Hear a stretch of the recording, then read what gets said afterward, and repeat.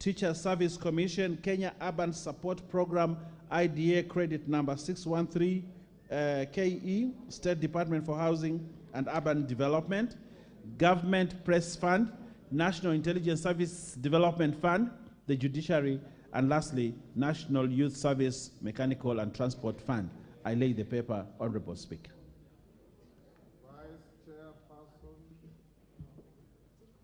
Vice Chairperson, Departmental Committee on Health.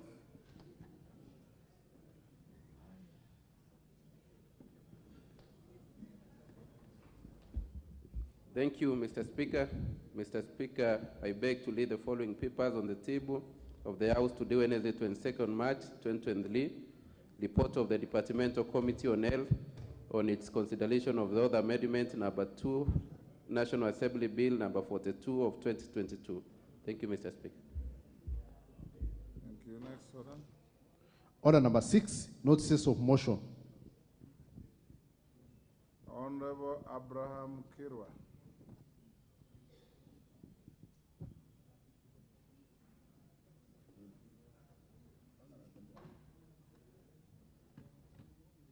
Give the Honorable Kirwa the mic next to you. Oh, yeah. Honorable Speaker, I would like to request the adjournment of the House to discuss loss of property and closure of business due to illegal demonstration. Honorable Speaker, pursuant to Standing Order number 33-1, I arise to seek leave for adjournment of the House in order to discuss a definite matter of urgent national importance regarding the closure of business premises and destruction of properties during illegal demonstration in the country. Honorable Speaker, on Monday, 20th March 2023, the country experienced demonstration in various parts of the country, including Nairobi, Mombasa, Kisumu, Nakuru, and Kitale, leading to widespread closure of business, destruction of properties, and injuries of citizens. Honorable Speaker, there is a great concern by many Kenyans that should this illegal demonstration continue on a weekly basis, as indicated by the organizers, we are likely to experience further losses of properties and even lives. Net effect of such closure of business and properties will have a negative effect on the already struggling economy, with the agitators and seeking to improve. In addition, Honorable Speaker, the kind of lawlessness being experienced in urban centers will lead to shifting of investors' interest in our country. The Constitution provides that for every right or freedom guaranteed, there is a corresponding obligation and responsibility. No one should engage in threats, lawlessness, and violence, destruction of property, and obstruction of activities by others in any other way infringing on their rights. Honorable Speaker, it's against this background that I seek leave for the adjournment of the House to discuss this matter of great national concern and deliberate on avenues for the way forward. Thank you, Honorable Speaker. Honorable Member, you need 20 members to stand in your support.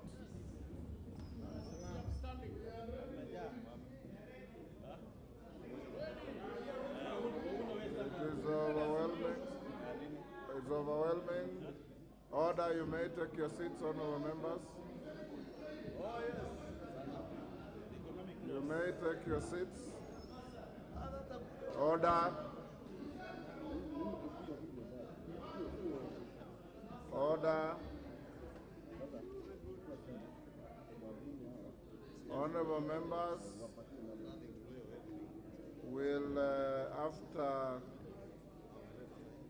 the next orders, we'll put the question at order number 8,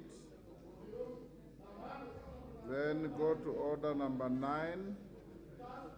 For order, Honorable Wanjala, this is not a public baraza, this is a National Assembly of Kenya, my good friend.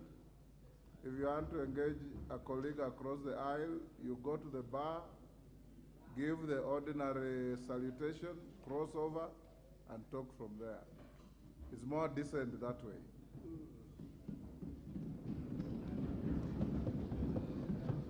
So, Honorable Kirwa, after we put the question at order 8, we'll go to order 9. And when we conclude order 9, then we'll give you time to your motion. Next order.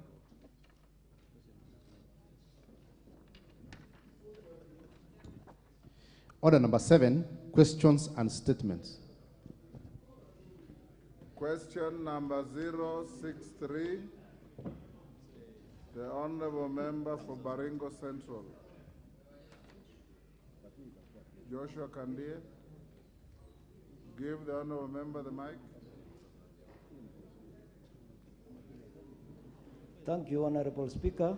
Pursuant to provisions of Standing Order 42A5, I rise to ask question number 063 of 2023. And this goes to the Cabinet Secretary for Interior and National Administration. 1. Could the Cabinet Secretary provide details of the total number of foreigners issued with work permits in Kenya and the duration granted for such work permits? 2. Could the Cabinet Secretary provide details of the number and status of foreigners whose work permits expired as at January 2023, and the actions being taken by the ministry to move out foreigners who could be working in the country illegally following the expiry of their work permits? 3. Could the Cabinet Secretary explain the steps being taken by the ministry to ensure foreigners are not issued with work permits for skills that are available in the local labor force in order to reduce unemployment rate among Kenyans? Thank you, Honorable Speaker. Thank you, Departmental Committee on Administration and Internal Security, Chairman. 2 weeks. Question 064, Honorable Joshua Mwalio, MP Masinga. Thank you, Honorable Speaker. I rise to ask the Cabinet Secretary for National Treasury and Economic Planning to explain the reasons for failure by the Kenyatta National Hospital, KNH, superannuation scheme, DB scheme, to settle pensions benefits owed to the retirees and its non-compliance with the updated and applicable calculations of such a pension benefits, and state whether the miscalculations results from misinterpretation of the binding trust deed and the regulation TDR of 2001 and the 2012. Number 2, provide details on the status of implementation of a decision of the Retirement Benefits Authority of 18th April 2019 on a pension dispute and the subsequent ruling by the Retirement Benefits Authority Appeals Tribunal, Arabit AT, dated 21st April 2021. Roman 3, provide a definite date when the affected retirees shall be paid their dues, which have been pending for years and continue to attract interest to date. Thank you, Honorable Mwalio.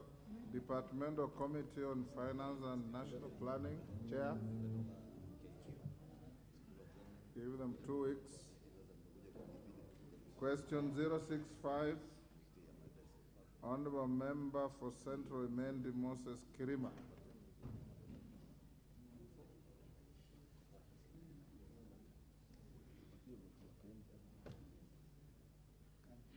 Give the Honorable Member the mic. I'm told they're having challenges with the mics. Thank Okay, you, Mr. Speaker, sir. My question, Mr. Speaker, sir, is directed to the Cabinet Secretary for Lands, Public Works, Housing and Urban Development. When will the disputed boundary between the Tharaka Nithi and Meru counties along Central Imenti and Tharaka constituencies are going to be demarcated as recommended by the Sakare-Ogongo Land Task Force report of 2009, and further recommended by the Andro-Ligale Land Interim Independent Borderless Review Commission in its report dated 27th November 2010. Second question. Could the Cabinet Secretary explain why residents of Kiamuri B area in Central Imenti constituency are yet to be issued the title deeds despite all preliminary procedures having been concluded in the year 2003, and state when the title deeds will be issued? Thank you, Mr. Speaker. Thank you. Departmental Committee on Lands. Who is the chair?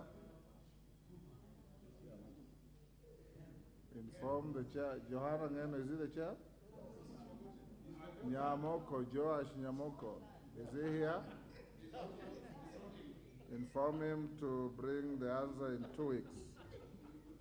Question 066. Peter Salasia, member for Mumias East.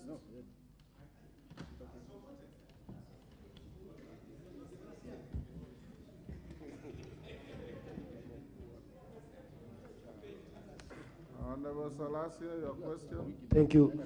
Thank you, Mr. Speaker, sir. Could I have the question that I wish to ask the House?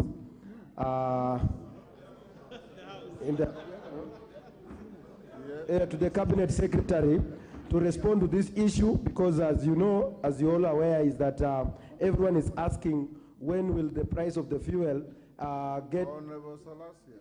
Yeah. Oh, I just read. Okay.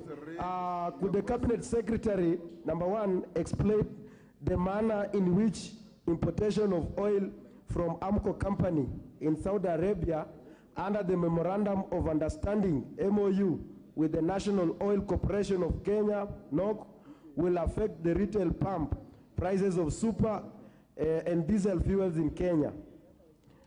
Number two, would also wish to ask the following to the Cabinet Secretary to provide the details of the MOU, its impact on the Kenyan fuel market, indicate whether there have been any challenges with respect to execution of the MOU, and if so, how has the ministry addressed the challenges? Number three, to explain the long-term measures that the ministry has put in place to ensure sustainability of supply of fuel at cheaper prices as provided under the MOU. And then the last one is to explain any other plans that the ministry has put in place to guarantee continued affordable fuel prices in Kenya. Mr. Speaker, sir, can you allow me to comment something? No. Okay, thank you so much. Once you ask the question, Honorable Salasia, you wait for the answer. Then your comments and supplementaries will follow the answers that you will get. Chair, Departmental Committee on Energy. Members of the committee, inform your chair, 2 weeks. Question 067. The member for Vihiga County, Honorable Beatrice Adagala.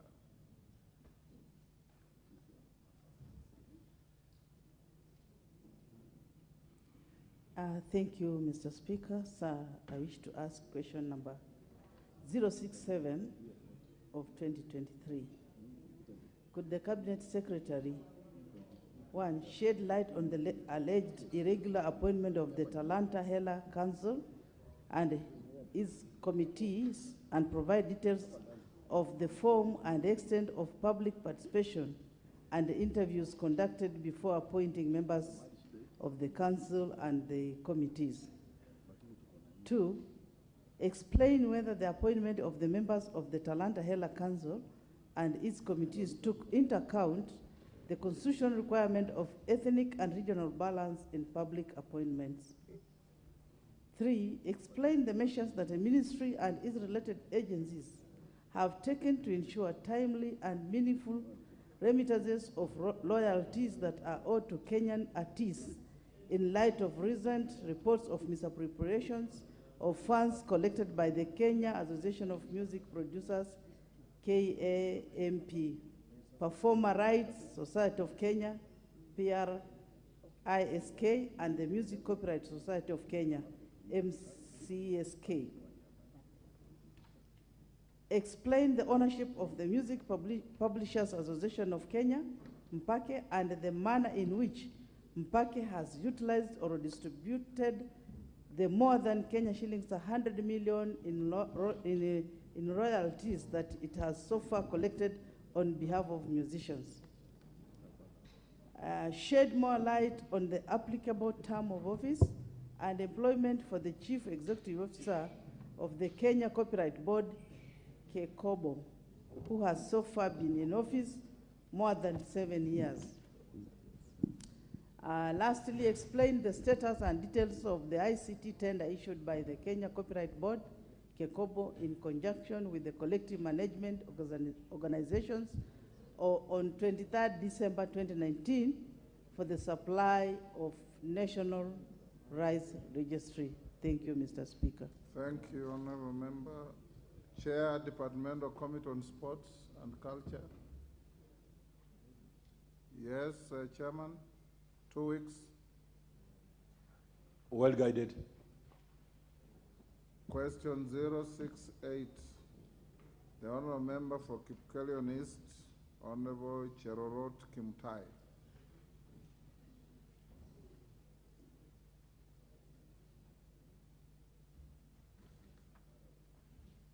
Give him the mic. Mama Kericho Songa.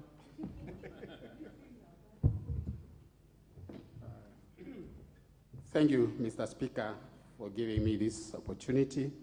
My question goes to Cabinet Secretary for Labor and Social Protection. Number one, Mr. Speaker, could the Cabinet Secretary explain why Kenya's employment design, including within the government, has a predefined requirements for relevant experience in related fields for fresh graduates, thereby causing many potential employees to be left out due to lack of experience? Number two, could the Cabinet Secretary provide details of comparisons of the outcomes of careers to which employees are recruited without experience for on-job training from the very onset, such as the uniformed officers vis-a-vis the careers which recruit from highly trained personnel but requires experience of specified periods before employment careers? Number four, could the Cabinet Secretary consider developing a workable policy framework aimed at protecting young professionals and fresh graduates from being subjected to extreme job qualification requirements in order to boost an all-round career growth as well as minimizing unemployment of educated youth in the country, Mr. Speaker? Thank you. Thank you, Honorable Kimutai. Chair, Departmental Committee on Labor.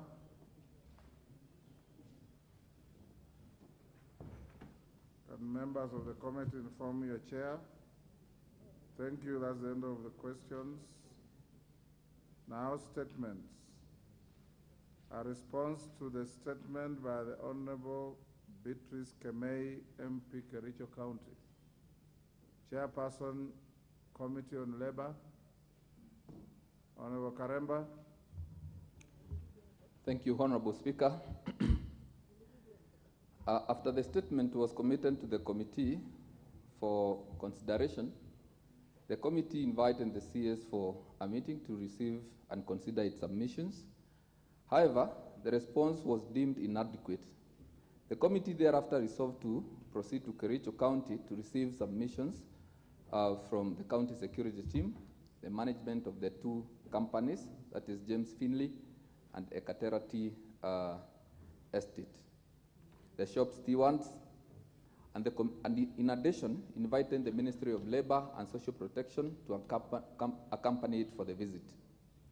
The committee was able to hold meetings with the invited stakeholders, and Mr. Speaker, out of the engagement and from both oral and written submissions, the committee will be shortly tabling a report of its findings, which will come tomorrow probably.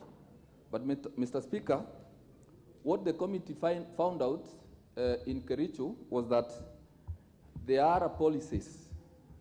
There are enough policies on sexual harassment and exploitation, but while there are policies, we found out that those policies are not fully implemented, as there is a disconnection on the reporting.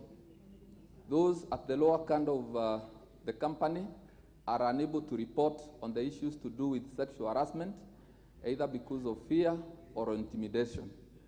Then also, there is a challenge, Mr. Speaker, because so far as we speak, there is no complainant. There is no one who has complained about the sexual harassment.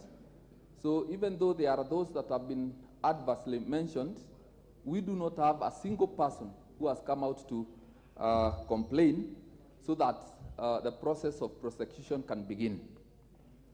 Then also, Mr. Speaker, we noted that we have only one labor officer working in Kericho and in Bomet. And Mr. Speaker, one officer is not enough to go and to address the issues to do with labor issues, including sexual harassment. So, Mr. Speaker, without preempting the report which is supposed to come to this House, we made our own observations, and the CS in the report, in the submission, made the following findings. One, it was confirmed that as per the provisions of the law, that is the Sexual Offences Act and the Employment Act, the two companies had put in place sexual harassment policies and elaborate structures, including informing the workers. Then two, the ministry officials engaged with the workers' representatives, those are the shop stewards and the gender committee members, and they confirmed that they have been trained on sexual harassment and were aware of what was expected of them. Then thirdly, Mr. Speaker, it is a fact that despite the seemingly elaborate and robust structures put in place to prevent and address sexual harassment cases, the vice is still being experienced in the two companies, which indicate structural disconnect. There seems to be a cloud of fear in reporting to the managers and the tendency of some managers to cover their colleagues so that the matter do not reach the top leadership. Mr. Speaker, the county labor officer reported that there has never been any labor complaint or trained dispute on sexual harassment reported to his office by individual workers or trade union in the last 7 years. So, Mr. Speaker, finally, the ministry in the submission are committed to encourage initiatives to partner with other agencies to encourage workers to report any negative vices affecting their lives to competent authorities so that remedies can be found. So, Honorable Speaker, I beg to table this statement before the House. Thank you, Honorable Speaker. Beatrice Kemei, do you have any supplementary to follow up on that?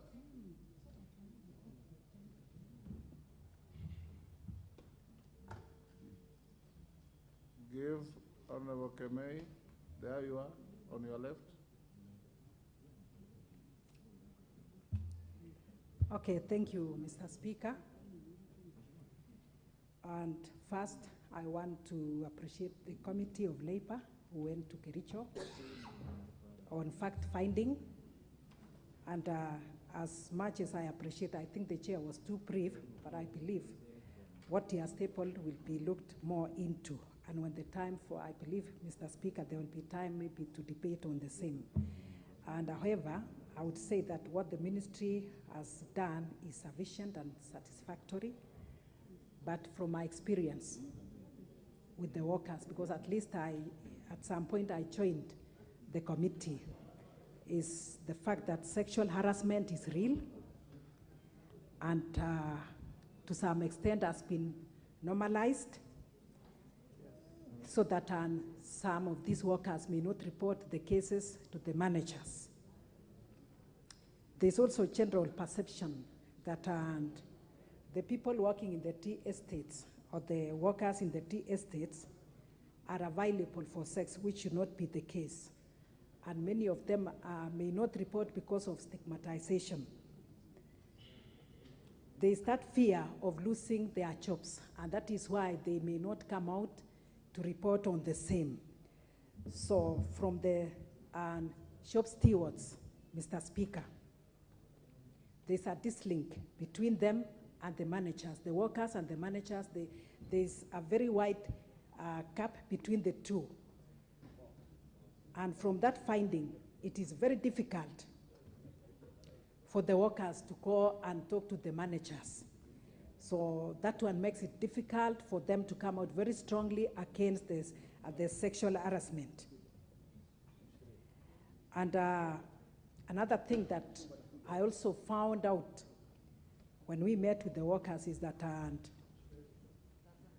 many of them, they have their working conditions being poor, their pay is poor, so at some point they yield to those, to whatever advancements.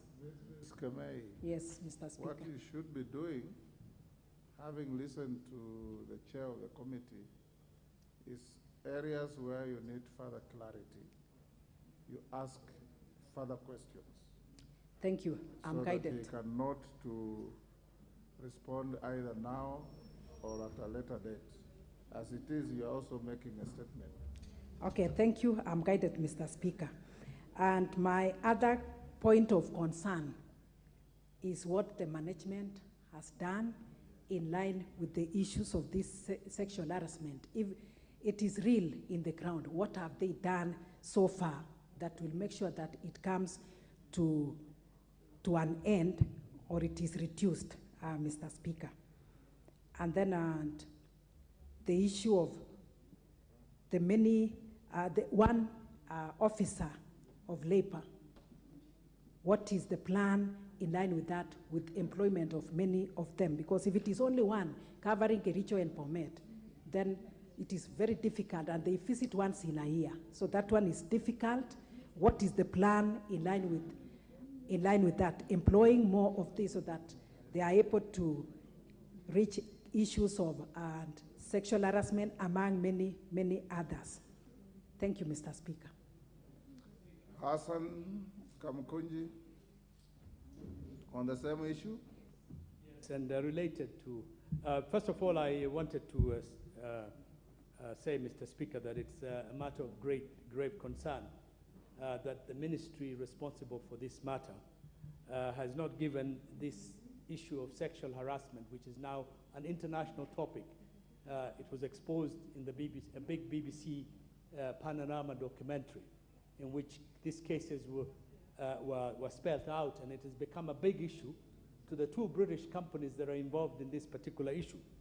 And then, in addition to that, Mr. Speaker, I did ask you in a statement, I requested that this lack of proper response to questions and statement by the various ministries that we have raised here is a matter of major concern, because it appears as if the executive, the cabinet secretaries, are not taking this house very seriously.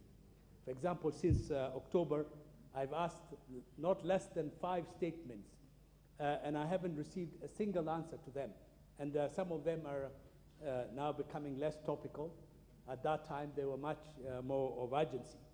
So I had requested for your guidance on how we should address this particular problem, because I see here in the House that many of the questions or the statements are not answered to the satisfaction of the Member of Parliament. And there's no opportunity to interrogate and engage the cabinet secretaries directly or in committee sessions.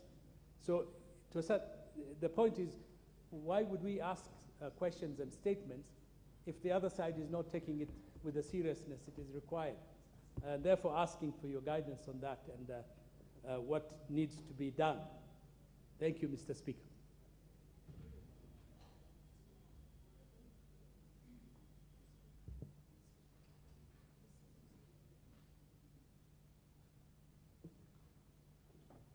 Honorable Hassan, I hear you, and your concern, you have raised it with me.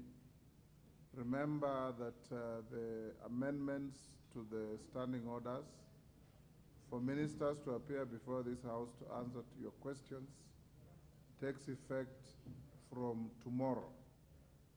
But since tomorrow you are taking a short recess, as soon as we come back after recess, members of cabinet will start appearing here to answer your questions.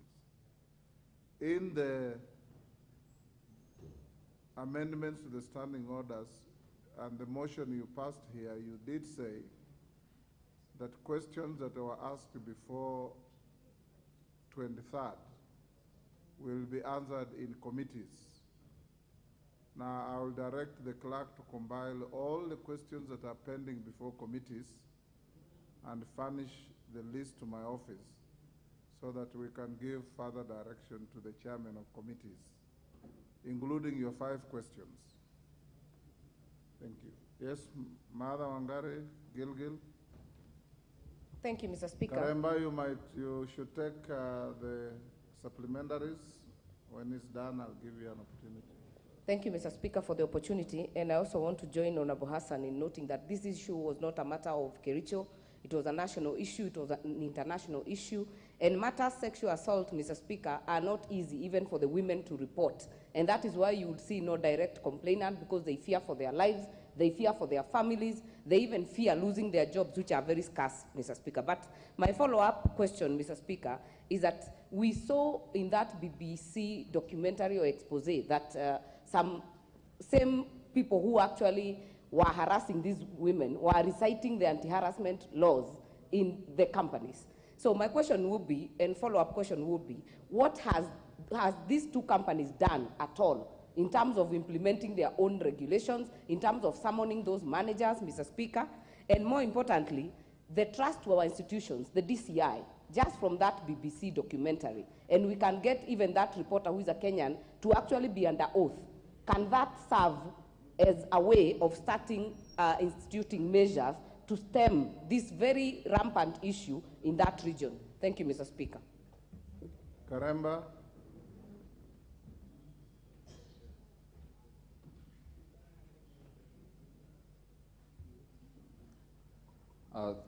Thank you, Honorable Speaker. Mr. Speaker, there was one person, Mr. John Chepochok, who was notoriously mentioned in the submissions. And Mr. Speaker, I wish to inform the House that the James Finley Company suspended one John Chepochok. He was contracted to look for workers. And he was doing that for a couple of years from 2017. But since after the expos, his services were stopped. And then also, Mr. Speaker, then James Finley decided now to absorb all the employees and to employ them without contracting. So that is one of the decisions that was arrived at by the James Finley. At the Ekatera company, which is formerly Unilever, we found that the management was doing something. There were cases that had been reported, but each of those cases, Mr. Speaker, had been reported with the criminal investigations offices, and some were matters in court, some had been already dealt with, and others are cases that are ongoing in court. So we found out that this issue of the BBC expos was not the only issue that had been reported, but several other cases had been reported. Some have already been dealt with, while others are ongoing. Then also, I want to associate myself with the sentiment from the honorable member from Kamukoji that, Mr. Speaker, it is time now the CSs come here, because in their submissions, we found out that they are giving us very inadequate details. So when they come here, we will be able to ask them supplementary questions, and I don't think they will be coming here without being adequately prepared. Mr. Speaker, I have heard from the Honorable Martha, and it is true. While the women, the workers, and mostly the women in these two companies were agreeing with us that there has been sexual exploitation and harassment in those two companies, most of them who even have contracted HIV were not willing to come out and report. And the reason was they believe that if they report, they will be fired.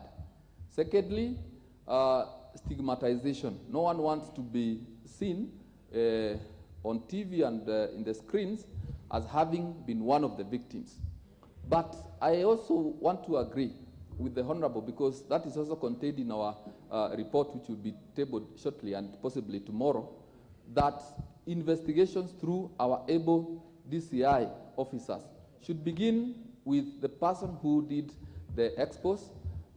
We are considering requesting him to be the person to be complained, so that the process of prosecuting those accused can begin, since right now we do not have anyone complaining.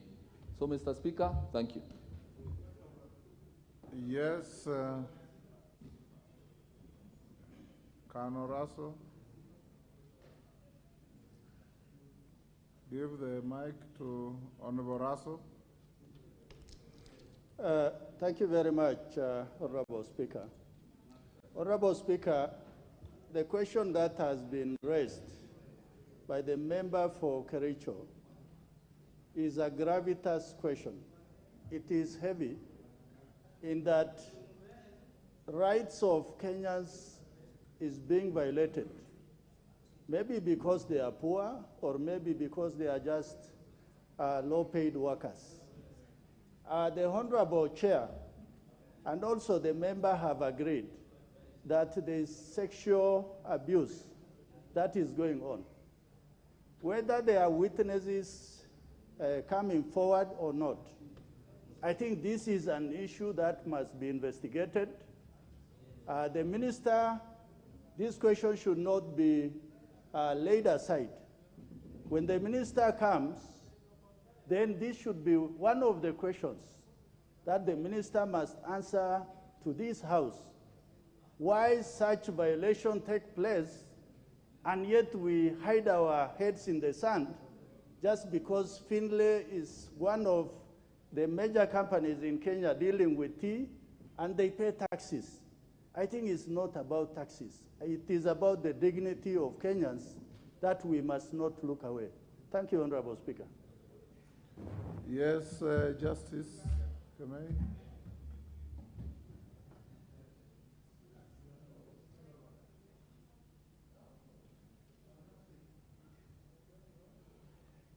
Give the mic to Honorable Kemei.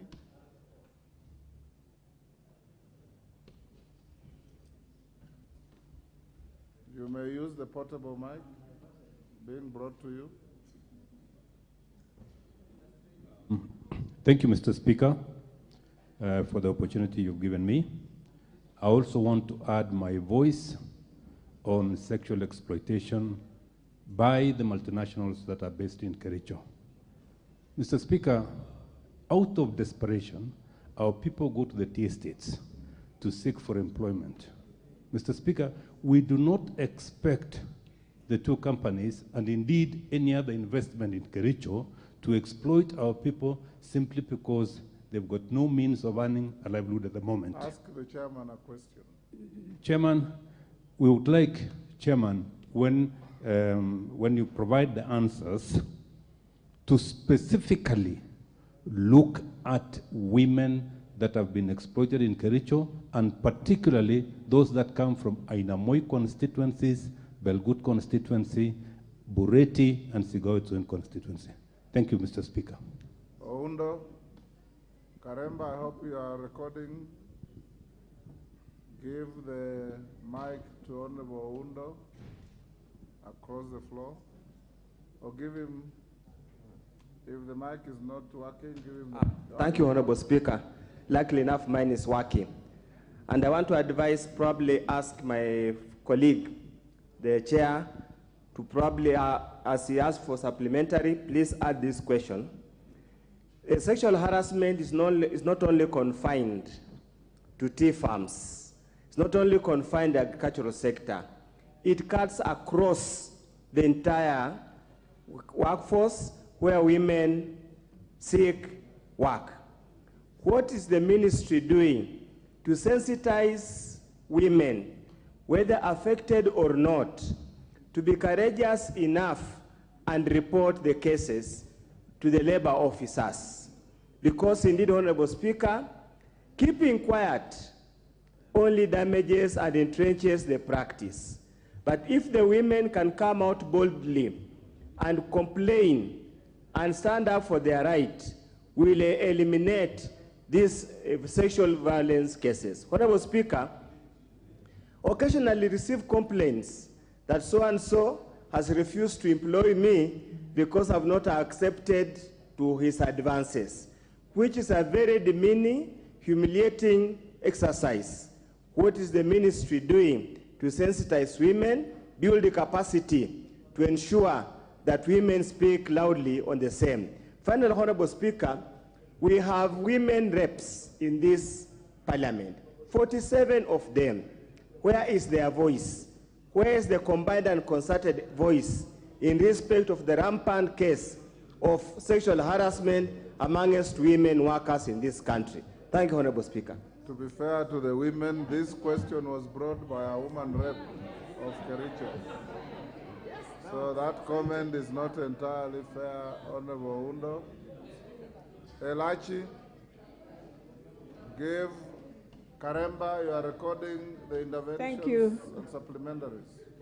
Thank you, Mr. Speaker. Mr. Speaker, as I speak to the chair, I just want to tell Professor that this statement was brought in with me and the woman rep of Kericho.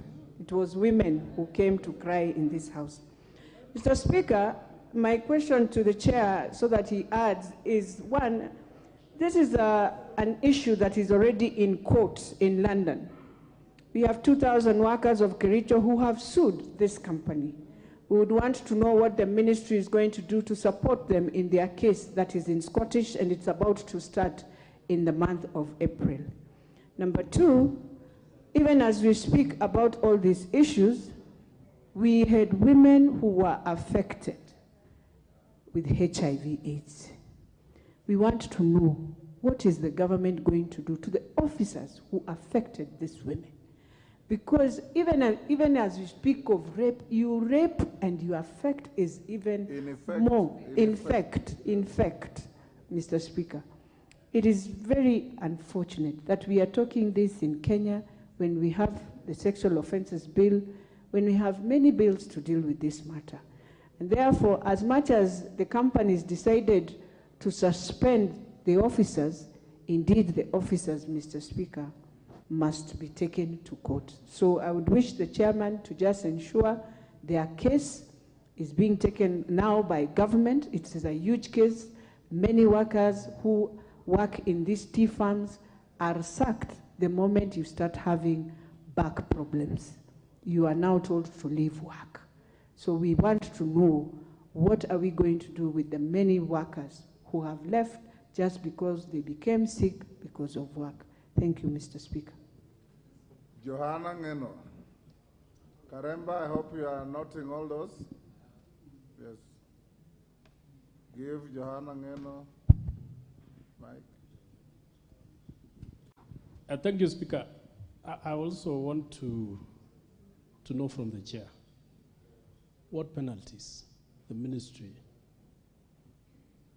is conscribing on those particular companies which are found to be actually promoting the sexual harassments. I remember, Speaker, one of the companies in the UK, I think it was James Williamson. Is it promoting or condoning? Condoning. It appeared condoning much more than promoting. Thank you, Speaker. I remember there's a company in the US, in the UK, Mr. Speaker, which is actually having an association, business association with the James Findlay and the Katera companies in Kericho, which actually disassociated itself from this company after this sexual harassment issue came up. That is a company in the UK. What have we done ourselves in our country, especially the ministry, so that the companies which are allowing their members or their employees to exercise this particular criminal activity are also banned or are given serious penalties? Mr. Speaker, secondly, this is an issue that came in light of machines which have flooded the tea estates all over the country, not only Kericho, even in Kiambu, in so many other areas, forcing these people, forcing so many people to be unemployed, and those few that go for those opportunities, they get harassed. What has also the ministry done, especially on that particular issue of machines, which have caused a lot of problems in this country, Mr. Speaker? As much as we would want to mechanize farming, we want to mechanize almost everything, Mr. Speaker, there are opportunities which are meant to safeguard the interest of the people of this republic, and we cannot allow that to happen. So, Mr. Speaker, I wish the chair also, as a follow-up question, look into that issue of machines, which has actually helped out people who have been getting their livelihoods from these particular estates. I thank you, Mr. Speaker. Naomi Wako, we should bring this to an end. Naomi, then Mukami, and then after Naomi Karemba, you can answer those.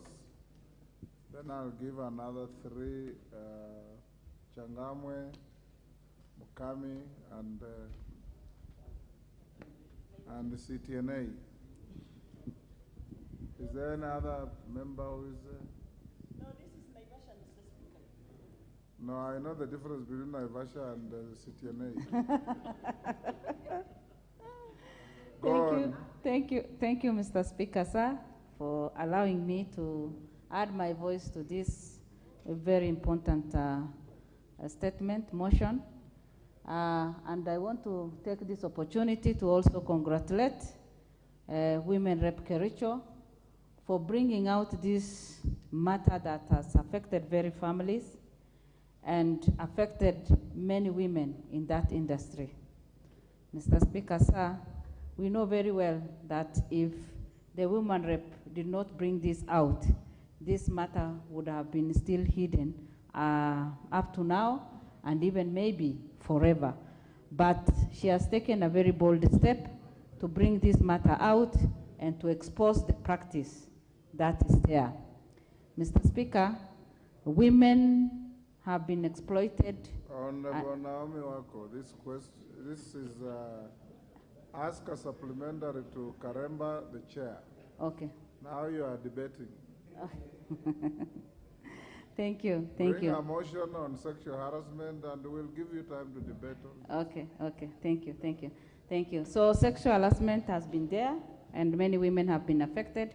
I just want to say that in this country, it is practiced almost everywhere. So I advise the chairman to give this all the attention that it deserves so that those who have been involved in that can be brought to books, and those affected again by HIV/AIDS through this act, then they can be given special consideration. That is my advice, and thank you. Karemba, it looks like you will have to re-engineer your answer. Thank you, Honorable Speaker. And I am impressed that this issue is causing members to have a lot of interest in it, because it is a very serious matter, and we were very shocked, Mr. Speaker, when we went to Kericho and found out that there are so many women, more than we thought, who have been harassed and exploited sexually. And I want to agree with the Honorable. Karemba, you have been asked about 3 questions in all those. One, what are you doing about possible criminal prosecutions? 2, what are you doing about the offending multinational companies? 3, are you supporting the women who have filed suits in courts outside this jurisdiction in the UK and Ireland? And 4, there's a person you mentioned as notoriously mentioned, and then you crowned it by saying he's suspended. Is that suspension enough? Those are the questions I've picked from all the members. So answer those 4 questions. Mr. Speaker, we believe as a committee that the suspension of one John Chepochok and his accomplices is not enough. We believe that the DCI should go ahead and prosecute one John Chepochok and those others that have been mentioned adversely in those reports. Excellent. Your committee right to the DCI to that Yes. effect. Yes. Then, Mr. Speaker, on the issue of the case in Scotland, as I am aware, the matter is not directly on the issue of sexual harassment. It has to do with the workers have sued the company because it has exposed them to harm and injury, not specifically sexual harassment. Okay. Then finally, Mr. Speaker, those companies should be fined locally. We have seen the interest that we have gotten from multinationals, from companies from Europe and the US, who have questioned on the true cost of our tea in Kenya. And so we recommend, Mr. Speaker, that the Ministry of Labor goes down to these 2 companies and inflicts them with penalties, Mr. Speaker. Thank you. Can we close here? I saw several, Changamwe, CTNA, Mukami, Naivasha. And who is the member at the back? Waluke. Let's have those, then we close there. Changamwe. Thank you, Mr. Speaker. Mine is to ask the chair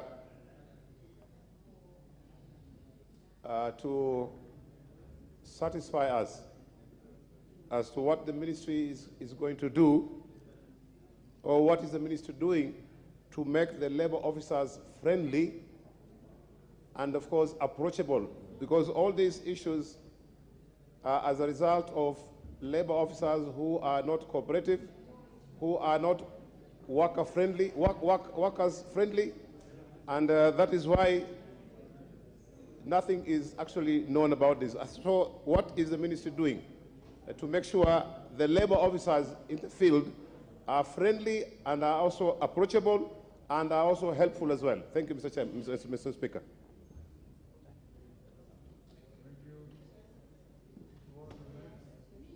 Mukami, was it? Yeah, Mukami. Thank you, Honorable Speaker. Chair, I wanted to ask you one question. I don't know whether you have watched that documentary. It is very traumatizing. Personally, it is my daughter who told me to watch that. And I want to ask you, now because the mothers have been affected with HIV, who is going to take care of those children? What are you going to do about it? What measures are you going to take as a committee to make sure that that is not going to happen in the Kerisho tea farmers again? Thank you, Chair. Tarbo. Give her the mic. Thank you. Thank you, Chair. Honorable Mukami has asked the same question, but nonetheless, I will emphasize it. One, I would want to ask the Chair, Honorable Speaker, whether there are plans to ensure that the other women that were not able to come out openly, to send a medical team to be able to assist them investigating and also help them go to the health centers or to the hospitals for further treatment. Because I know there must be women who may have been affected by STDs and they are not able to come out to go to hospitals. Number two, I would want to ask to emphasize the question of compensation to the women who are infected by HIV. Is there plans or are there recommendations within your report that asked the company to actually compensate the families of those women who are infected by HIV/AIDS? Thank you, Honorable Speaker. Member for Naivasha.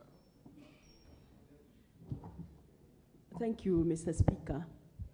As I applaud Member for Kericho, this is a problem that goes beyond Kericho because of the stigma and shame.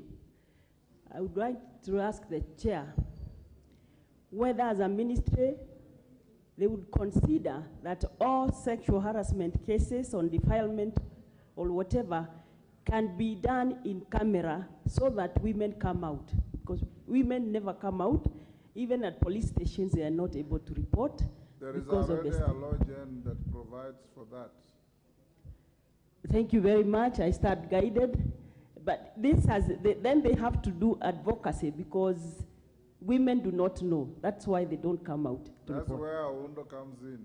Now the women reps, the 47 of you, we finance you as government to sensitize our women to come out and report these heinous transgressions to their privacy.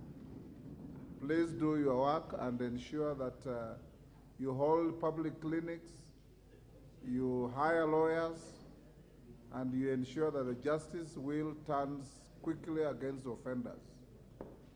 Waluke, yes, Waluke. Koga, I'll give you the last after Waluke. Thank you, Honorable Speaker. Chair, I want to ask you a question because you said that some cases have been dealt with. Can you tell this House, because the results are already out, you know the outcome of the case that were dealt with, to tell us how is the results of those cases that were dealt with? Thank you, Honorable Speaker. Lastly, Kogo, you'll be the very last on this. Karemba, be ready to answer. Honorable members. Thank you so much, Honorable Speaker, for giving me an opportunity to add my voice to what is being asked to the Honorable Chair.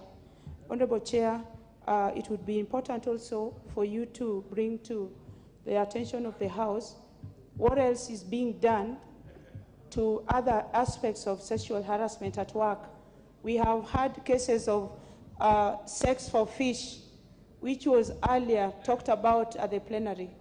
Has this also been put together, Honorable Chair, with sex for work at the Kericho farms?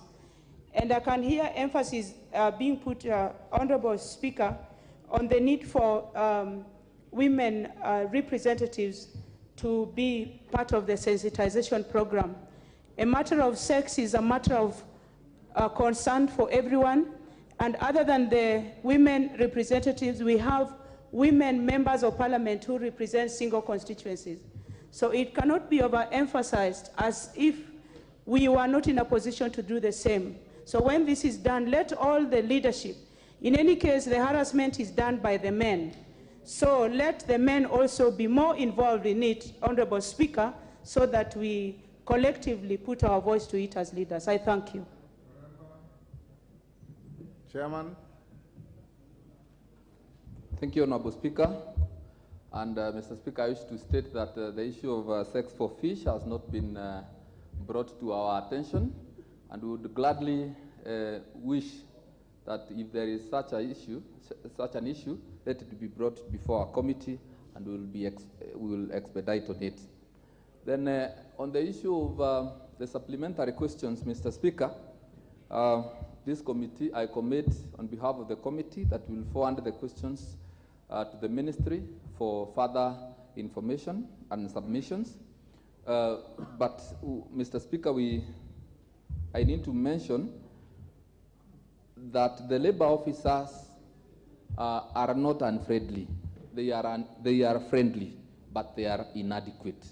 I said that we have only one labor officer operating in Kericho at Bomet, and one officer is not enough. So what we have done is that we have recommended, we have made a recommendation to the Ministry of Labor to give additional labor officers so that they can be able to attend to issues to do with labor issues. Then, Mr. Speaker, on the issue of the many women who have been infected with HIV, we have recommended the Ministry of Gender to conduct awareness campaigns in those tea farms, and not just those two, James Finlay, Ekatera, and those other estates, because we have several estates in Kericho, Bomet, and other places in the country, working together with the women, the county women members of parliament, so that they create awareness to the women and also to men on issues to do with HIV and possibly what they should do to be in good health. Then, Mr. Speaker, looking into this matter and seeing the interest that we have in this matter, actually one of the recommendations that we were making is, since these issues have been reported for a number of years, and it is only just the other day that this expose was done, we are considering a full inquiry into issues to do with sexual harassment and exploitation, so that we can fully understand. Because, Mr. Speaker, if we give all the attention to this investigation through a full inquiry, we'll be able to get even more details that will be helpful to this House and to this country. So, Mr. Speaker, I'm delighted that the women in this House have really wanted to contribute in this issue, and I wish to invite them. We are going to table the report possibly tomorrow. I wish to invite them so that when the report is officially tabled, they can come in and contribute to the report. I was worried, Mr. Speaker, when we did an investigation in Kericho at Bomet, and I didn't hear the voice of Kewopa. They didn't speak into this issue, Mr. Speaker. I was very worried. I am glad that they are now very interested, and many thanks to the Honorable Beatrice Kemei for bringing that matter to this House. I invite all the women in this House to draw the attention to this report, which we will table tomorrow, so that they can help us, so that we help the women of Kenya. Thank you, Mr. Speaker.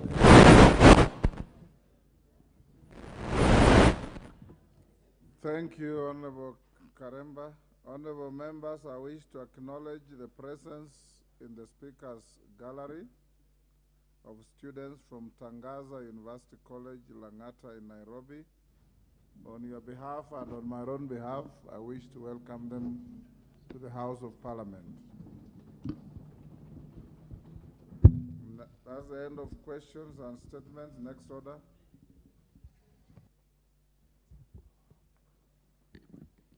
Order number 8, motion, report of sessions of the Organization of Africa, Caribbean and Pacific States and the European Union Joint Parliamentary Assembly. Question to be put. Honorable members, I now beg to put the question on order number 8, that this House notes the report of the 61st session of the Organization of Africa, Caribbean and Pacific, OACPS, Parliamentary Assembly, and the 42nd session of the SCPE Joint Parliamentary Assembly, laid on the table of the House on Wednesday, November 30th, 2022. Will as many as of that opinion say aye? Will those of the contrary opinion say nay? The ayes have it. Next order.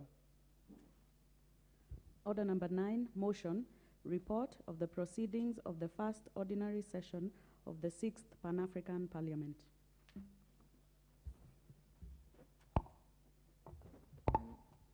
Who is moving this? Thank you, Honorable Speaker.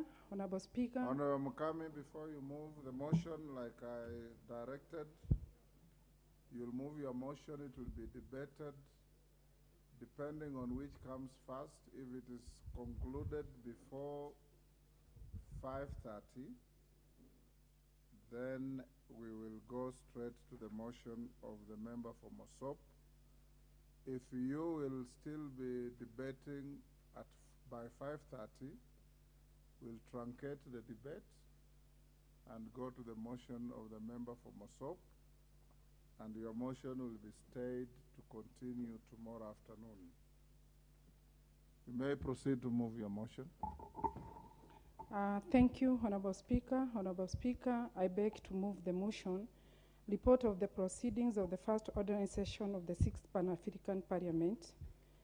Honorable Speaker, I beg to move that this House notes the report of the Kenyan delegation to the Pan-African Parliament, PAP, on the proceeding of the first ordinary session of the 6th Parliament, laid on the table of the House on Tuesday, 28th February 2023.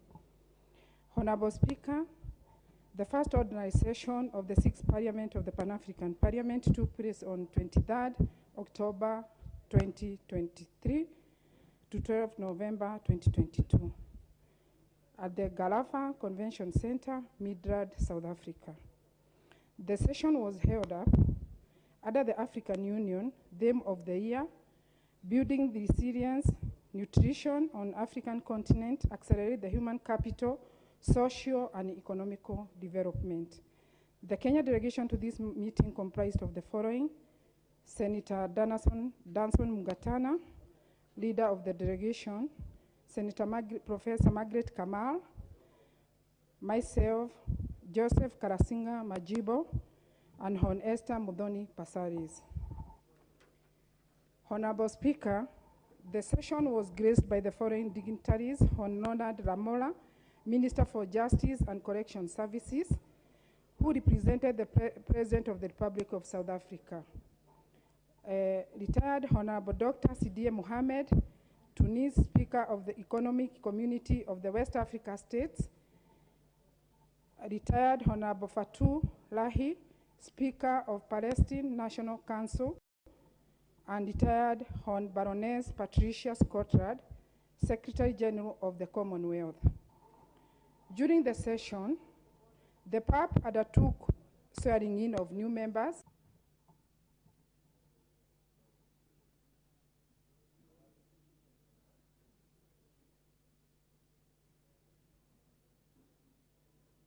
Yes, what's your point of order, Honorable? Honorable Speaker, I'm starting on a point of order on starting order number 212D. Yes. And I want to raise to the attention of this House and yourself, Honorable Speaker, that the mandate of the Committee on Regional Integration, number D, is to examine the records of all relevant debates and the solution of the meetings of the Pan-African Parliament, the African, Caribbean, and Pacific European Union Joint Parliamentary Assembly, and other regional integration bodies. Honorable Speaker, it has become a norm in this House that such debates are brought to this House and they do not find their way in the Committee of Regional Integration, and we do not interact with any of this kind of debate, and none of my members even attend the delegation. And I want you to guide the House if it is in order, because last week, or the question that has just been put on order number 8 was also on a related debate. So in the past, my experience when I served in Regional Integration Committee,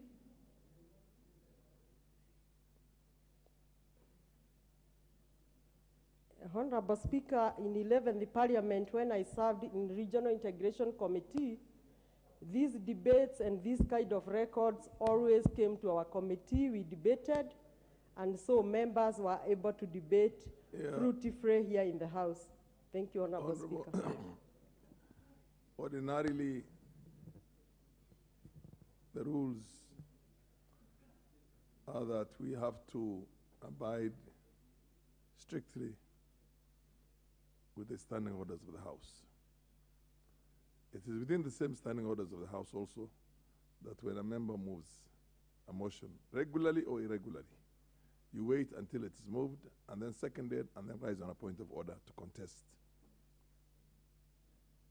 So you will finish moving, it gets seconded, and the Honorable Chair of the regional body is going to rise and contest that.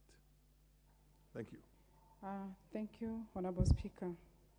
Honorable Speaker, during the session, the PAP undertook swearing in of new members from Kenya, Burundi, Mozambique, Morocco, Somalia, Tanzania to the Pan-African Parliament. The delegation from Kenya was sworn in on Thursday, 10th November 2022. Additionally, Honorable Speaker, a number of issues affecting the member states were deliberated on, including a motion calling for the cessation on conflict in Democratic Republic of Congo, DRC, as well a consideration of the document amending the PAP rules of procedure. Thereafter, the clerk made a presentation on the draft resolutions and accommodation of the first ordinary session of the 6th Parliament and in total 18 draft resolutions and 3 draft recommendations were adopted.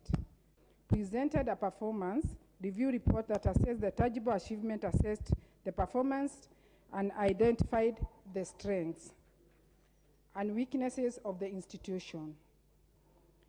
As it sets its goals for future performance, this move was aimed at increasing the confidence of African parliamentarians in the current leadership ability to effectively deliver on its commitment to revive, renew, reposition Africa's supreme parliamentary body.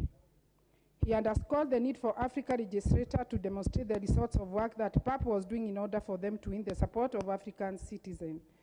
He stated that the PAP had demonstrated its relentless as it continued to undertake its responsibility towards enhancing peace, security, promoting democracy, and rapid socio-economic development of the people of Africa. He further stated the newly elected Bureau had committed itself to the rejuvenation of revitalization of the PAP as evidence of the achievements that had been recorded within its short period. Honorable Speaker, the PAP President explained that the results of the performance review report were anchored on the 4 thematic objectives of the PAP 2019-2023 strategic plan, which includes strengthening the parliament function of the PAP and the enhancement of knowledge management responsibilities on the continent.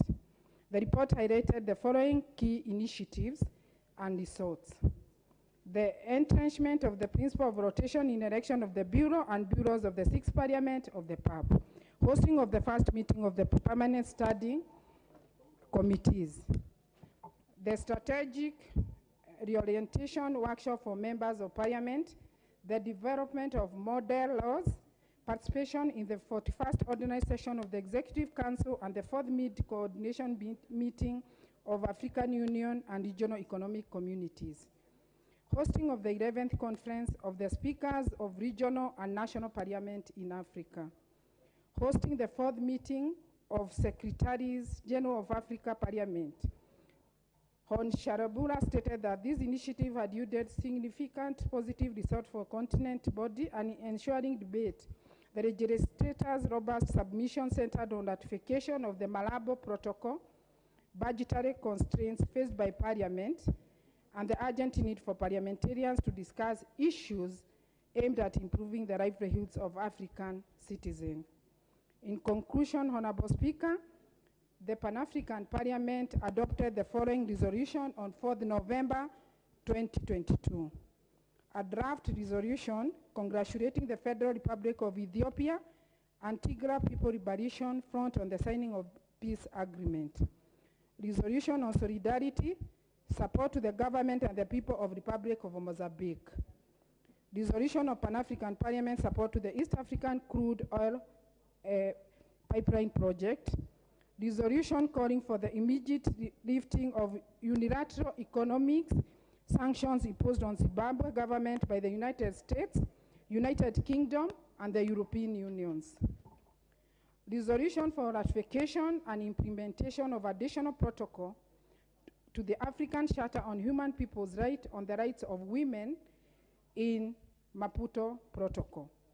Resolution on roundtable on advancing democratic governance through implementation of African Charter on democracy, elections, governance, and enhanced citizen engagement. Resolution on labor migration. Resolution on Africa Continental Free Trade Area. Resolution on adoption of model on food nutrition in Africa. Resolution on model police law for Africa. Resolution on elimination of harmful practices related to the accusation of witchcraft and ritual attacks. Resolution on the promotion of ratification of the Protocol on Persons with Disability and the Protocol of Older Persons. Resolution on the formulation of a model law on labor migration in Africa, model law on gender parity in Africa, and model law on statelessness. Resolution on the promotion of Africa Union 10-year action plan to eradicate child labor, forced labor, human trafficking, and modern slavery 2020-2030. Resolution on development of model law on cooperatives in Africa. Resolution on the development of model registration on factoring in Africa. On behalf of my fellow members of Pan-African Parliament, representing the Parliament of Kenya, I beg to move that this House notes this report as presented. I thank you, Honorable Speaker. Honorable Speaker, I beg Honorable Majibo to support.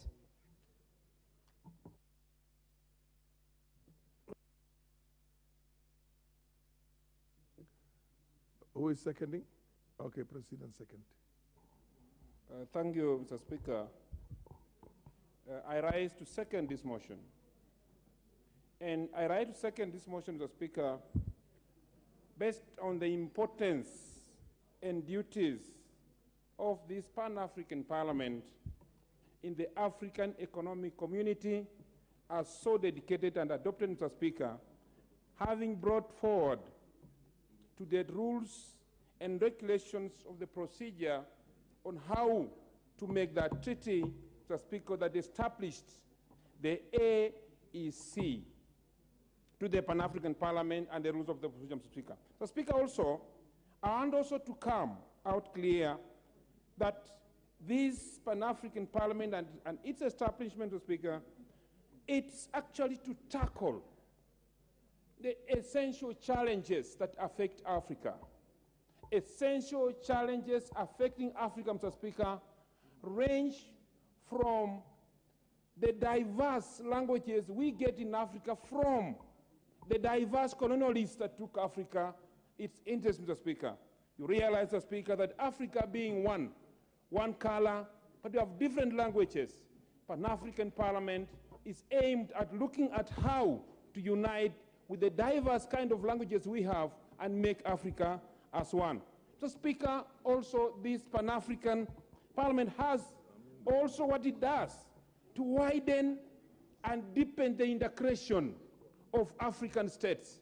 And also, Mr. Speaker, when we look at the report that was put forward, Mr. Speaker, Pan-African Parliament looked at how we can, as Africa, be independent from, Mr. Speaker, the sanctions of foreign nations sanctioned on Africa because of what Africa does good and sees and deems good for itself.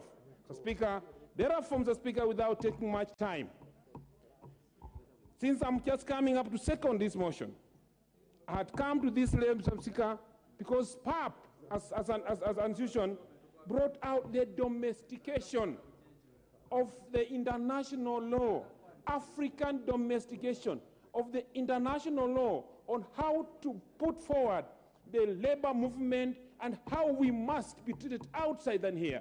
Mr. Speaker, you realize that we have those who move from Africa to other continents to look for jobs and mistreated there. so badly, Mr. Speaker. So this is part of the concern that was put forward, Mr. Speaker, on the floor of the House. And finally, Mr. Speaker, Pan-African Parliament, which sits in Midrand, South Africa, Johannesburg, Mr. Speaker, has extended the invitation of His Excellency, the President of the Republic of Kenya, in May, Mr. Speaker, to officiate the opening of its parliament, to give Kenya, and that's how Kenya is given respect, Mr. Speaker, in the African continent.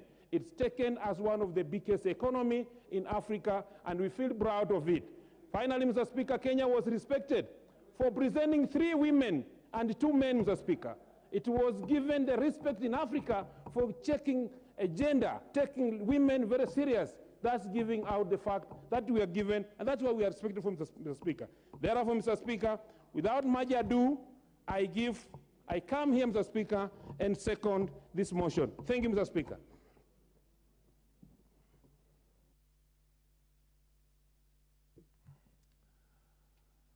Honorable members,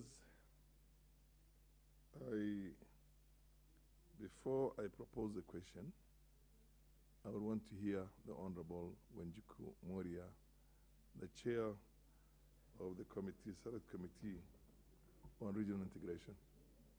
Thank you, Honorable Speaker. If you may recall, 2 weeks ago we had a similar debate in this House that you have just put the question. And during my debate, I did put for record that it was premature to bring that debate in the House before it found its way in my committee. Honorable Speaker, if you read Standing Order 212, which my committee is founded on, in particular C and D, it is the committee's mandate to examine the records of all relevant debates and resolutions of the meetings of the Pan-African Parliament, the African, Caribbean, and Pacific European Union Joint Parliamentary Assembly, and other regional integration bodies. Honorable Speaker, it is my hope that the drafter of this standing order was in mind that the Regional Integration Committee is purely mandated to interrogate matters on regional integration, knowing very well that all the bilateral talks, all the bilateral agreements mainly originate from these joint parliaments. And as such, I'm concerned that this is a second debate, and therefore, I would wish that you guide the House, though I have written a letter to the Liaison Committee. Unfortunately, we have not been able to sit for the last 2 Wednesdays. So if you find it well, you may still guide me where I should execute this matter more. But in my view, it is premature for this House to debate this report before it is examined and interrogated by my committee. And Honorable Speaker, for purpose of strengthening this House, at times when committee members debate a report that they have interacted with, they shape the debate in the House. A member like Honorable Moreu may not be well informed about Pan-African proceedings, but when members of Regional Integration Committee, who are more than the 2 who are nominated, speak on these matters, the House will be able to follow the debate, and they can have more understanding, and they can debate from a point of authority and information. With that, Honorable Speaker, I beg you give the guidance. Though I see quite members wishing to discuss on the same.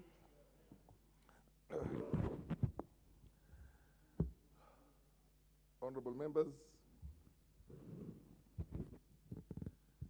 here is an issue that merits a communication from the chair. Indeed, Standing Order number 2012-212,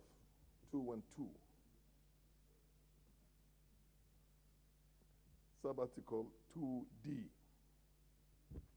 does indicate, read along with 1, there shall be a select committee to be designated as a committee of regional integration. The committee on regional integration shall, and I want you people as lawmakers to understand the difference between shall and may. Shall examine the records of all the relevant debates and resolutions of the meetings of the East African Legislative Assembly. B, that's B, examine bills introduced in the East African Legislative Assembly and acts of the East African Community. Examine the records of all relevant debates and resolutions of the meetings of the Pan-African Parliament, the African, Caribbean, and Pacific European Union Joint Parliamentary Assembly, and other regional integration bodies. Inquire into and examine any other matter relating to regional integration generally requiring action of the House. Generally requiring action of the House. The House is now acting on the report of the Pan-African Parliament,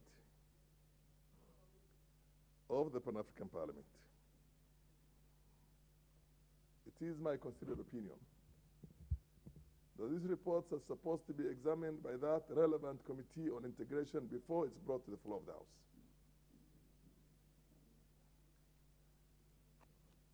Although this ruling is being given belated,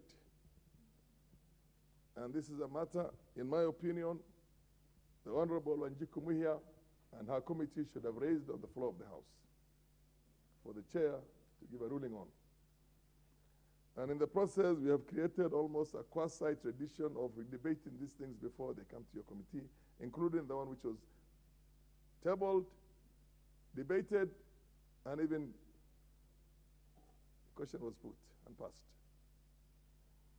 But nonetheless, it's my opinion that a wrong is always a wrong, even if that wrong did pass before. And under the circumstances, I'm saying that debate on this matter is going to be adjourned until such a time that this committee takes order. It's going to be adjourned, and I'm not going to propose the question, because the moment I propose the question, it becomes a substantive business of the House. And then this report is taken to that relevant committee on integration, then subsequently brought to the House for us to continue with the debate, for the question to be proposed and the matter to be debated. We have standing orders in this House, and we have committees, and they're supposed to perform. And they're supposed to perform strictly in accordance with what they were intended for in the first place. Anytime committees go out there, parliamentary delegations go out there, before they bring the report into the floor of the House, it has to be examined by the relevant committee for it to come to the House enriched. So, next order. This report, this debate is adjourned until such time that the relevant committee is satisfied with it, and then the matter is brought again for us to conclude the debate, for the question to be put on this. Thank you. Next order.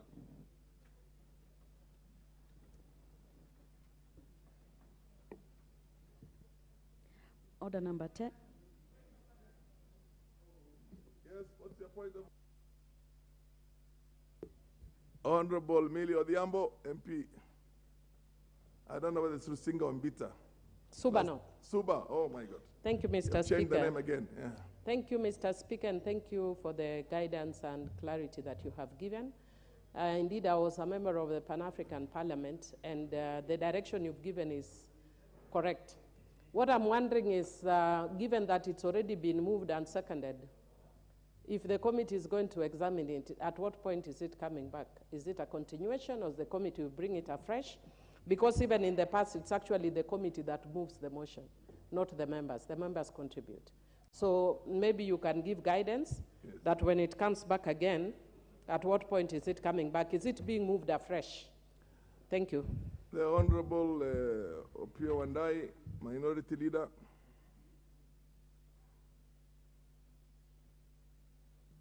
Mr. Speaker, whereas I agree with your ruling, largely, to a large extent, because we must also establish order and procedures that can stand the test of time. And I'm very convinced that the committee chaired by the Honorable Wanjiku Muhia is capable of doing that examination. Mr. Speaker, my only question is, what would such examination, especially of a report which has already been put together by a delegation of this House, entail? What would that examination entail? And what kind of latitude does the committee have in such circumstances? For instance, does it have the latitude to reject, to amend, or otherwise vary?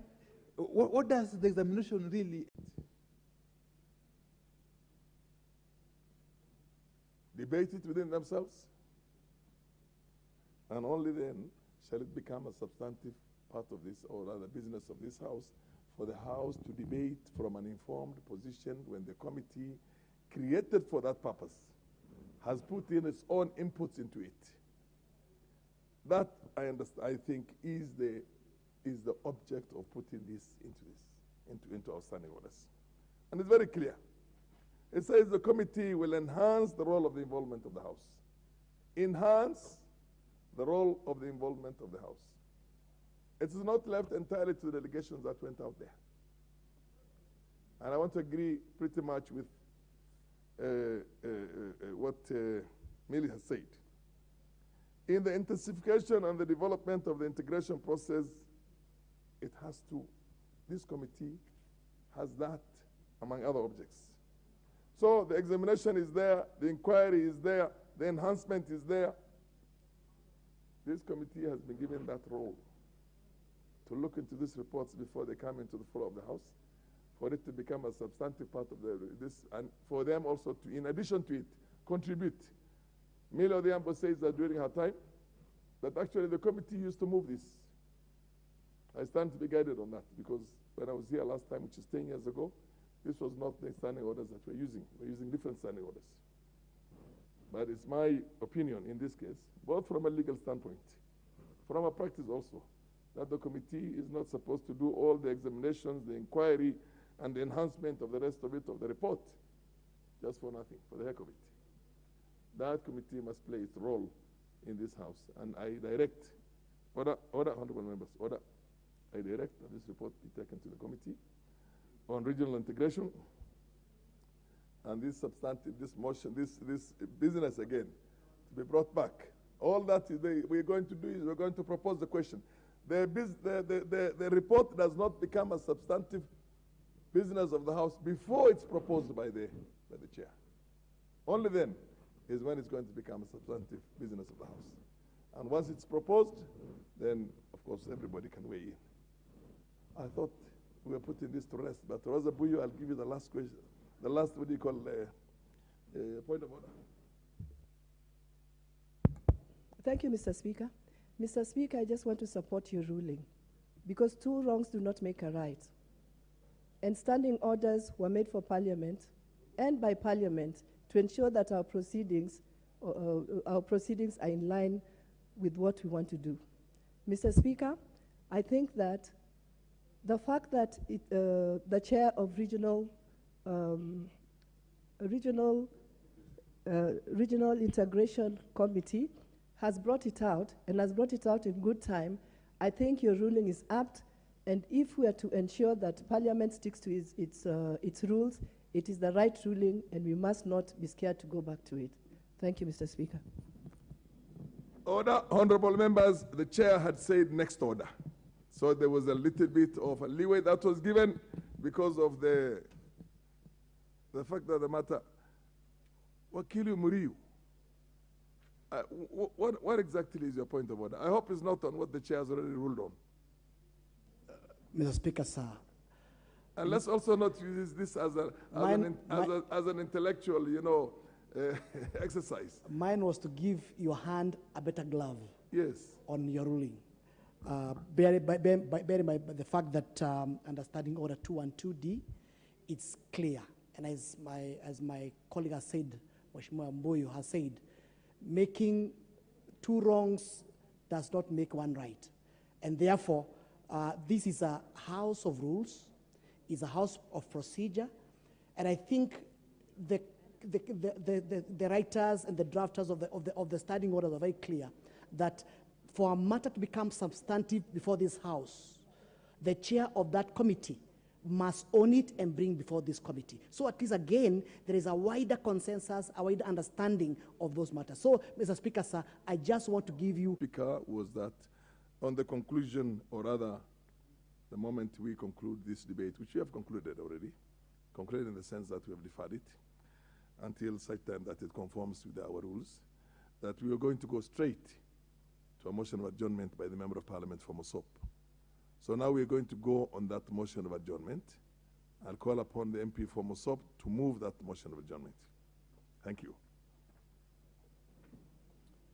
Thank you, Mr. Speaker, for this opportunity. I wish to move the following motion on the adjournment of the House to discuss loss of property and close of business due to illegal demonstration. Honorable Speaker, pursuant to Standing Order number 33-1, I arise to seek leave to adjournment of the House in order to discuss a definite matter of urgent national importance regarding closure of business premises and destruction of properties during illegal demonstration in the country. Honorable Speaker, on Monday 20th March 2023, the country experienced demonstration in various parts, including Nairobi, Mombasa, Kisumu, Nakuru, and Kitale, leading to widespread closure of business, destruction and properties, and injuries to citizens. Honorable Speaker, there is great concern in many Kenyans that should this illegal demonstration continue on a weekly basis, as indicated by the organizers, we are likely to experience further losses of properties and even lives. The net effect of such closure of business and properties will have a negative effect on the already struggling economy, which the agitators are seeking to improve. In addition, Mr. Speaker, the kind of lawlessness being experienced in urban centers will lead to shifting of investors' interest in our country. The Constitution provides that for every right or freedom guaranteed, there is a corresponding obligation and responsibility. No one should engage in threats, lawlessness, violence, destruction of property, and obstruction of activities by others, or in any other verifying infringe in their rights and freedoms. And as such, Honorable Speaker, I want to make it very clear, because on August the 9th of 2022, this country, Mr. Speaker, had an election. And we had a president who was confirmed as the president of this republic. Mr. Speaker, the loser of the election decided to move to the Supreme Court, and in the Supreme Court, it was affirmed that the winner, for sure, was the winner of the election. And as such, Mr. Speaker, the issue of calling for demonstration and this illegal demonstration throughout the country is causing a lot of anxiety, is causing a lot of destruction of properties unnecessarily, Mr. Speaker. So I appeal, and I am seeking the Inspector General, the Cabinet Secretary of Interior, to enforce law to its maximum. Because this weekend, or the last 2 days, this weekend, Mr. Speaker, on the 20th, that was on Monday, properties in Kisumu was burned, looting took place, we ended up losing millions of shillings in the process, and it wasn't necessary for us to go through that route. Because according to Article 37, Mr. Speaker, and I will read it here, it says, every person has the right to peaceful and armed, to assemble, to demonstrate, to picket, and to present petitions to public authorities. Your Honor, this particular article was infringed because it was not peaceful, there was loss of property, Some lives were lost, and as such, with the loss of such, then it was illegal. And as such, the party and the leadership that led the demonstration should be made liable to pay the damages, Mr. Speaker. The party and the leaders who organized and led the demonstration should be should be liable to take care of it. We lost about 2 billion shillings here in Nairobi because so many businesses were closed. Many discuss this at the right time, the issue that has been advanced by my colleague here, but he talks about a particular amount of 2 billion shillings. Can he substantiate by providing data as to who carried out the valuation and arrived at 2 billion shillings as the amount that was lost on Monday, Honorable Speaker? I thank you. Continue. Thank you, Mr. Speaker. And as I said, the damages that the country incurred due to illegal demonstration in various parts of this country is in excess. If we were to call all the retailers who closed their businesses for fear of looting, because there were businesses that were looted and they lost millions. But we are talking of about a countrywide where we lost a lot of money. In excess, if we were able to just, it would be more. But my appeal and my request is that the individuals who organized, the individuals who led, which is in this case the leaders of Azimios party, should be held responsible to pay for the damages. Because if this continues on a weekly basis, Mr. Speaker, it will bring this country to a standstill. And as such, as responsible leaders, then measures has to be put in place to make sure that nobody wakes up one morning just because they lost an election and say, I'm going to go to demonstration. Because if we did an election and for sure we had a winner, democracy may not be the best system, but it is the best that we have. If you compare it to socialism, tyrannism, and many other systems, democracy is the best, and it says once we've declared a winner, then the rest of the losers have to accept, and we move until the next election. But it has become a pattern that when someone loses an election, the next thing he does is to call a demonstration so that they can either have a portion of the government. So the only option is to have them pay or compensate the losers or the people who are losing their property, their businesses, and even lives. Because what is the government doing? The IG, Inspector General, has been given responsibility to make sure and enforce that there is peace in the country. So that if there is such demonstration that is illegal and also not peaceful, they should be able to enforce law, arrest those people who exactly are doing the demonstration, who are causing mayhem, because if it was peaceful, we could not have lost life. If it was peaceful, they would not be looting. If it was peaceful, people would not be closing their businesses. So I urge the CS of Interior, I urge the IG to continue to make sure the rest of the Kenyans will continue to enjoy their rights to live in this country and do business in this country. Mr. Speaker, this week there were some investors who were present in the country. When this chaos started and demonstrations started, they decided to get their tickets and go back. And they decided Kenya may not be the best place to invest. And as such, Mr. Speaker, if we continue to lose tourists, if we continue to lose investors, when is this economy going to recover? Why do we allow one individual or a few individuals to continue to cause instability, to continue to cause loss of revenue?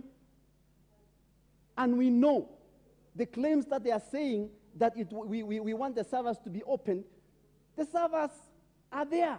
You go to the website of IEBC, you'll be able to see. The results that was declared at the polling station are the forms that you will need. There is nothing like a server to be open. So, Mr. Speaker, I wish to continue to urge the government that is in place to instill and make sure the peace is prevailing in this nation. We cannot agree every week we are closing businesses. Every week we are not able to do anything in Nairobi, in Eldoret, in Kisumu, just because somebody has declared it is a public holiday. So let's go and demonstrate. As such, I am just requesting that we continue to discuss as we discuss this particular motion, but in real facts, we want. Fair enough. Order. You can have one additional minute. I was asking for addition, but Mr. Speaker, allow me to just thank you and end here. As we say, we need peace in this country. Let's demand that the organizers and the leaders of the demonstration to compensate those losses, and also all the businesses that lost their revenue to be compensated by the party and the leaders of the demonstration. Thank you, Mr. Speaker.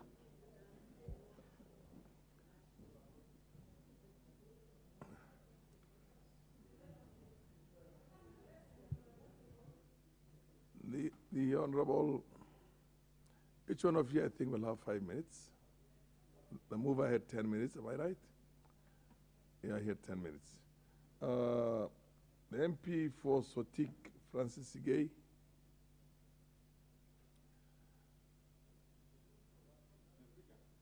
Ordinarily, I don't know how the system has changed it, but you would want to seek somebody to second you. Yes. You did not seek. Huh? There's no second in this, under this. Okay, fair enough. Opio Wandai, leader of minority. Down. Order. I have the mic. A lot has changed for the period I've been away, so you. Mr. Speaker, I suppose I've got 10 minutes. Mr. Speaker, you want the Speaker? Honorable Wandai. I'm addressing the Speaker. Order. Relax. What is itching you? Order. Don't be itched. Unnecessary. Order, Honorable Wandai, order. Honorable members. Order. Baya. Honorable members, it will be my pleasure to send as many members of parliament out of this house as are going to be unruly. And I'm warning both sides. You address the speaker. You don't address one another across the aisle. And if that should happen, it's not going to matter whether you are the leader of the minority here or whether you are Owen Baya, the deputy majority leader. I'll send you out of the house. Order, honorable members, Opio and I proceed. Honorable Speaker, thank you. Let me start, perhaps, by reminding ourselves. You know, in this country, Mr. Speaker, there are people who perhaps have not yet internalized the import of our very progressive 2010 Constitution. And therefore, they are perhaps living in the past. Mr. Speaker, the provisions of Article 37 of our Constitution are so clear, are so unambiguous, that they require no further interpretation. Even a lay person would tell you that that article of the Constitution gives Kenyans unfettered rights to go about their business of demonstrating, picketing, and expressing themselves in whichever they want, whichever way they want. Mr. Speaker, therefore, any other statute law or edict by whomsoever, including the police service, that purports to suspend or otherwise deny the enjoyment of the right enshrined in Article 37 of the Constitution is unconstitutional, null and void ab initio. Moreover, Mr. Speaker, I want to suppose perhaps even if there was any element of illegality in the mass action of Monday, 20th March, it is not for the National Police Service or any person or any other person to proclaim that illegality. The National Police Service, Mr. Sri Bungei, has got no authority whatsoever under the Constitution to declare any meeting or any mass action illegal. Mass action of Monday only turned violent because of the violent intervention by the police. And for this, we must hold the police, the particular police officers, and those who sent them. We must hold them personally liable and accountable. Mr. Speaker. Mr. Speaker, we must now set a precedent that in this country, if you cause a violation of the law in the manner the police did on Monday, you must be held to account at a personal level. Mr. Speaker, we have said, and that I'm now talking on behalf of the Azimios coalition party, we have said time and again, and we did give notice, a notice of 14 days for such specific conditions, 3 specific conditions to be met.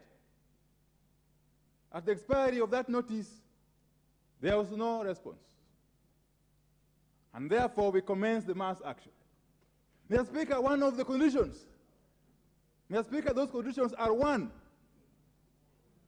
open the server. If you insist you want, open the server, or cause it to be opened for Kenyans to see for themselves. 2, reduce the cost of living now by introducing back the subsidies. 3, involve all stakeholders in the reconstitution of the IBC. Those were the 3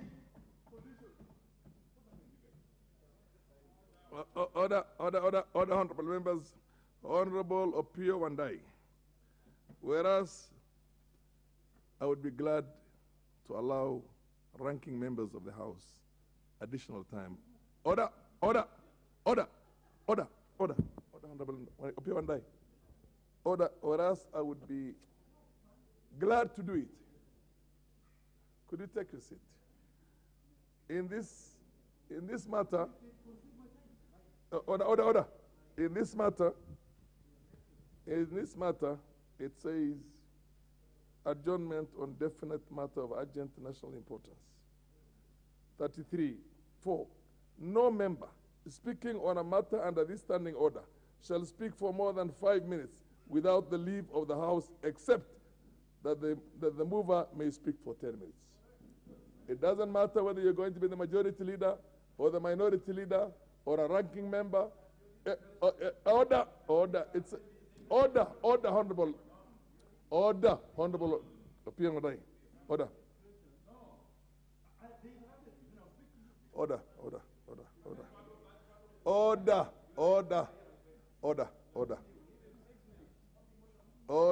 Order.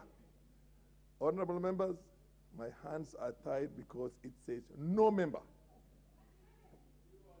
Order.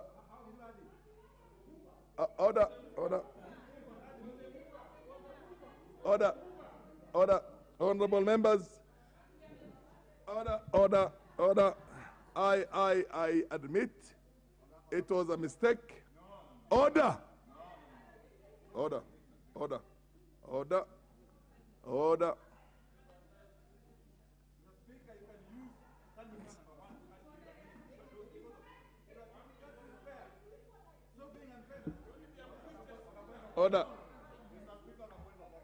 What's your point of order? Yeah.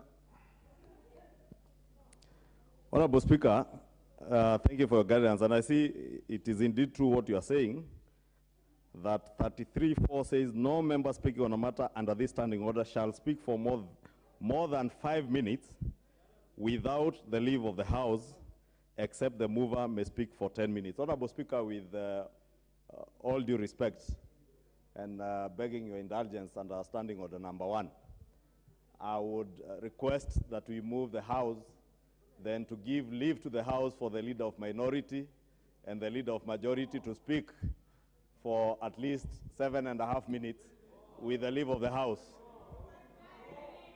On matters,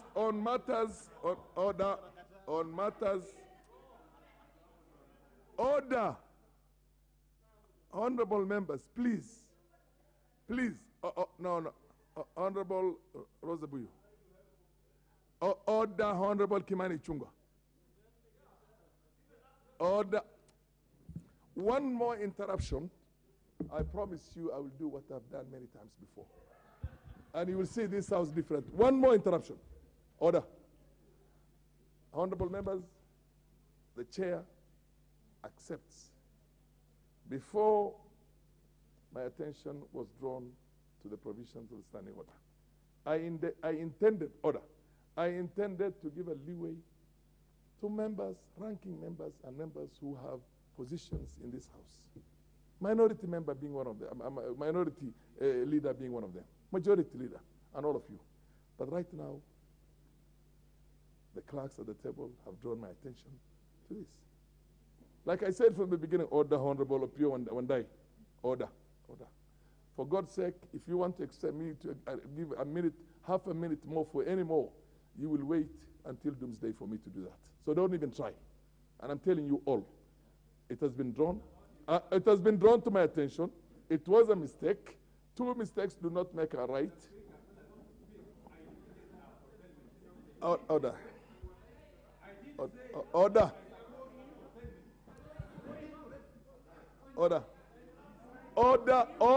Order. Honorable members, Honorable Member Kimani Chungwa, you have exactly 5 minutes.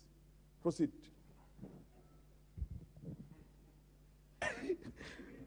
Thank you, Honorable Speaker. And Honorable Speaker, if you allow me, Honorable Speaker, I don't want to spend a lot of time. I'll try to work within the 5 minutes, Honorable Speaker. Honorable Speaker, it is indeed true that this country is suffering because of these demonstrations. And it's also true, Honorable Speaker, that the Constitution allows everybody to picket in a peaceful manner and express themselves, but without interfering with the rights of other Kenyans to also conduct their businesses as they should. Honorable Speaker, I hear what the leader of minority has said and what their leaders are saying, that you want the server to be opened. Which server do you want to be opened that was not opened and you did not demand to be opened at the Supreme Court? You want us to reconstitute IEBC involving all stakeholders. What other stakeholders other than those that are stipulated in the Act of Parliament that was crafted, authored, and approved by this House under the leadership of the handshake regime laws? And I know the leader of the opposition, the Honorable Raila Odinga, with all due respect to him, pretends to be a Democrat, but he is nothing short of an economic terrorist and an urban bandit, terrorizing Kenyans, Mr. Speaker, and we want to tell him this behavior shall come to an end. Order. It has been there before, Honorable Speaker, and it will come to an end, Mr. Speaker. It shall come to an end. You cannot... Order. Order.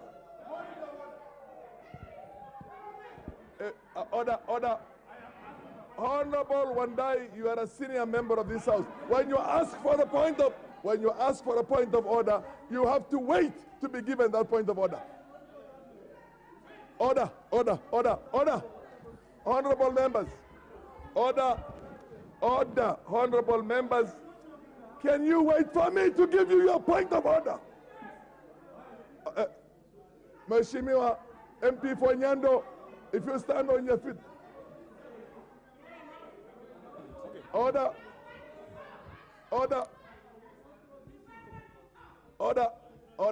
Honorable members, when you ask for a point of order, you give an opportunity to the Speaker. Order. Rosa, order. You give an opportunity for the chair to notice you and to give that a chance.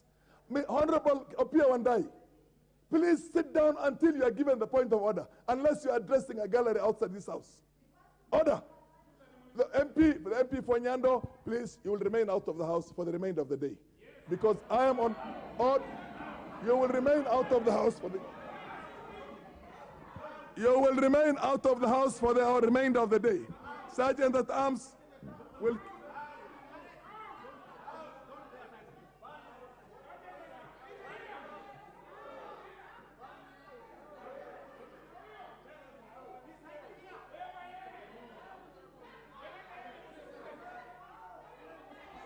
Order, Honorable the MP for Nyando. Order, Sergeant at Arms. Order, Sergeant at Arms, don't touch the Honorable for Nyando until I've given you that authority. MP for Nyando, please remain out of the house for the remainder of the day.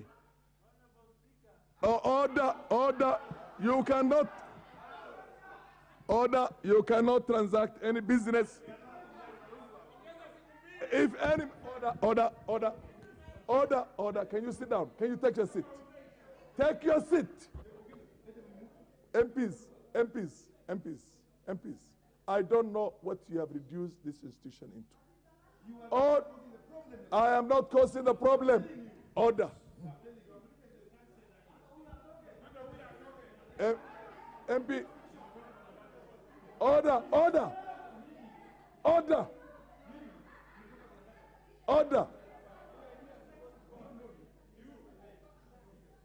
The MP, Cherorot, you will remain out of the house for the remainder of the day.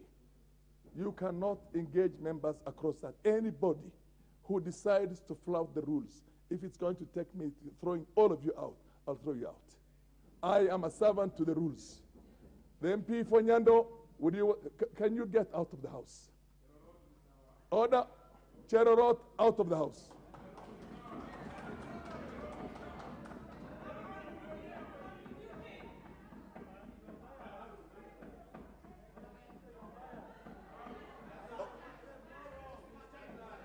Order.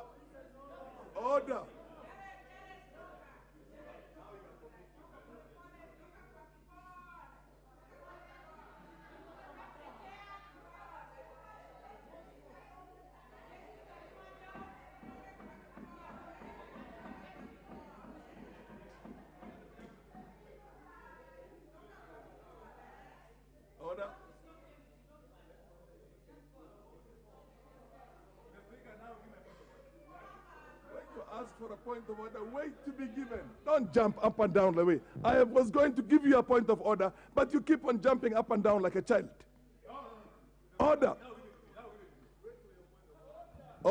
Honorable member for Nyando, can you get out of the house? Proceed.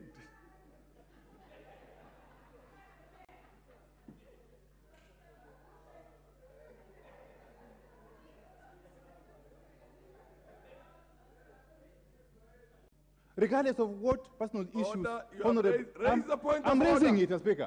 Regardless of what personal issues, raise the point I'm of raising order. it, Speaker. Raise What it. is the hurry, Mr. Speaker?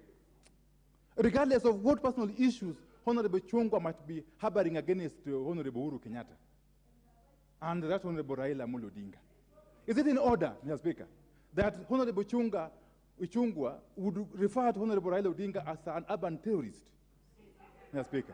Is that in order? Is that in order? Is that in order? Can you rule him out of order and ask him to withdraw and apologize? Yeah, thank you. Order, honorable members. Honorable members, I want us to treat this institution for exactly what it is. It's an August house. And each and every one of you, as many as possible, will have an opportunity to weigh in on this adjournment motion. Please, and I'm begging you as members of parliament, because this institution belongs to us all, and the country and the 50 million Kenyans are looking unto us for us to keep our dignity. When you rise on a point of order, you say point of order, you wait for the chair to notice you and to give you the opportunity. When you don't like what somebody has said, don't shout across the aisle. Just rise on a point of order.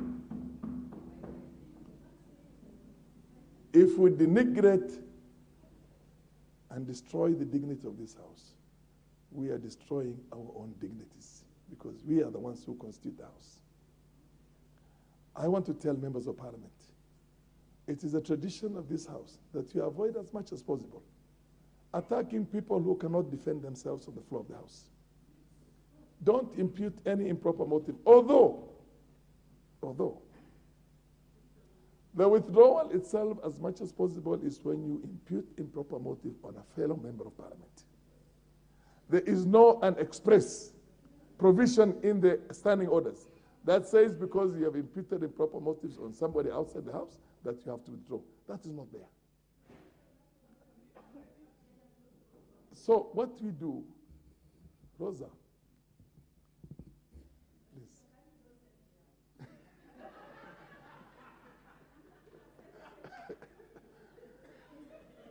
So, I'm sure you have exhausted your time. Because of the melee. Eh? Does he have some more time? He does not have any more time. Inyikal, order, you have exhausted. It's exhausted, yes.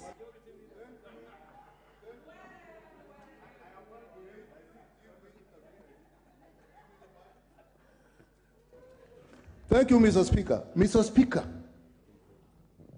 noise and name calling will not serve this house.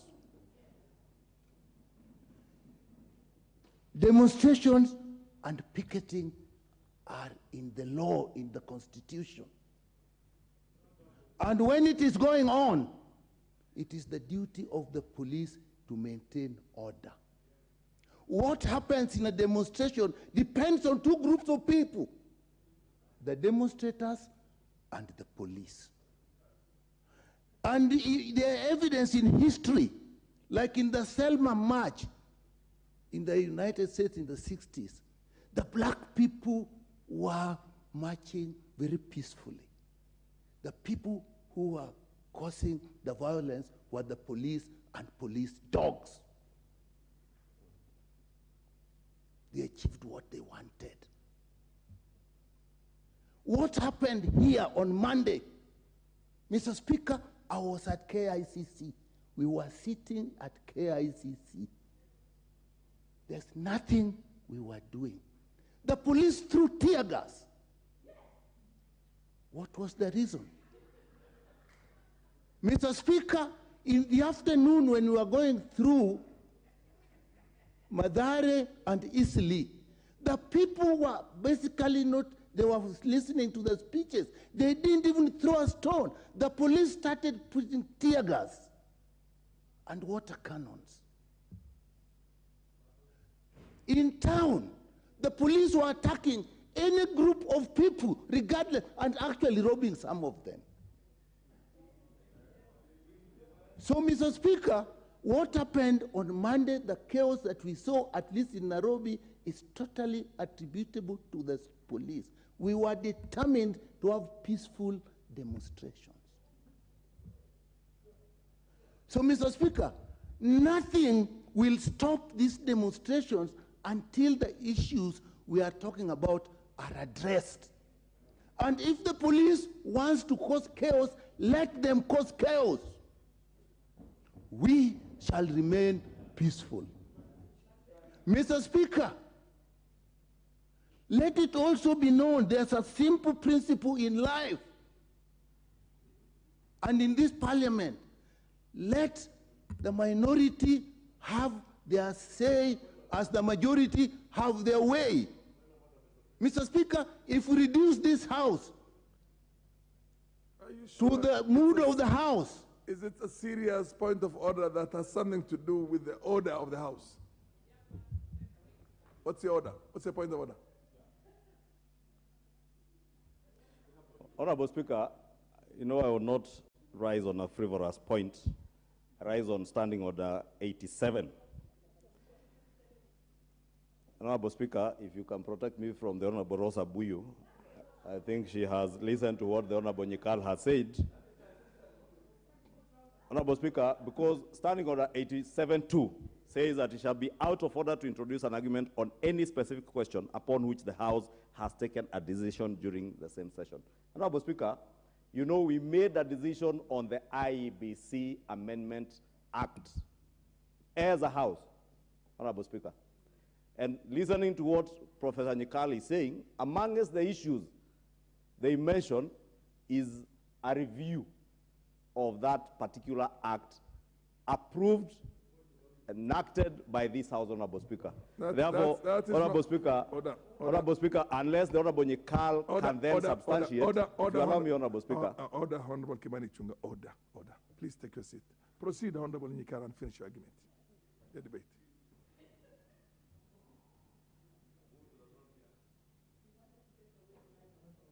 So, Mr. Speaker, I was saying, if we want peace in this country, let the principle which says, let the minority have their say and the majority have their way. If we get into a situation where the mood of the House stops them from debating difficult issues, we have no other option but to go and discuss them in the street. And that is what we shall do. Mr. Speaker, nature also says, those who have more will be expected of them. If you have more power in your hands by whatever way you get it, it is your duty to make sure there is peace and order in the country. And if you fail to do so, we shall continue. Monday is on.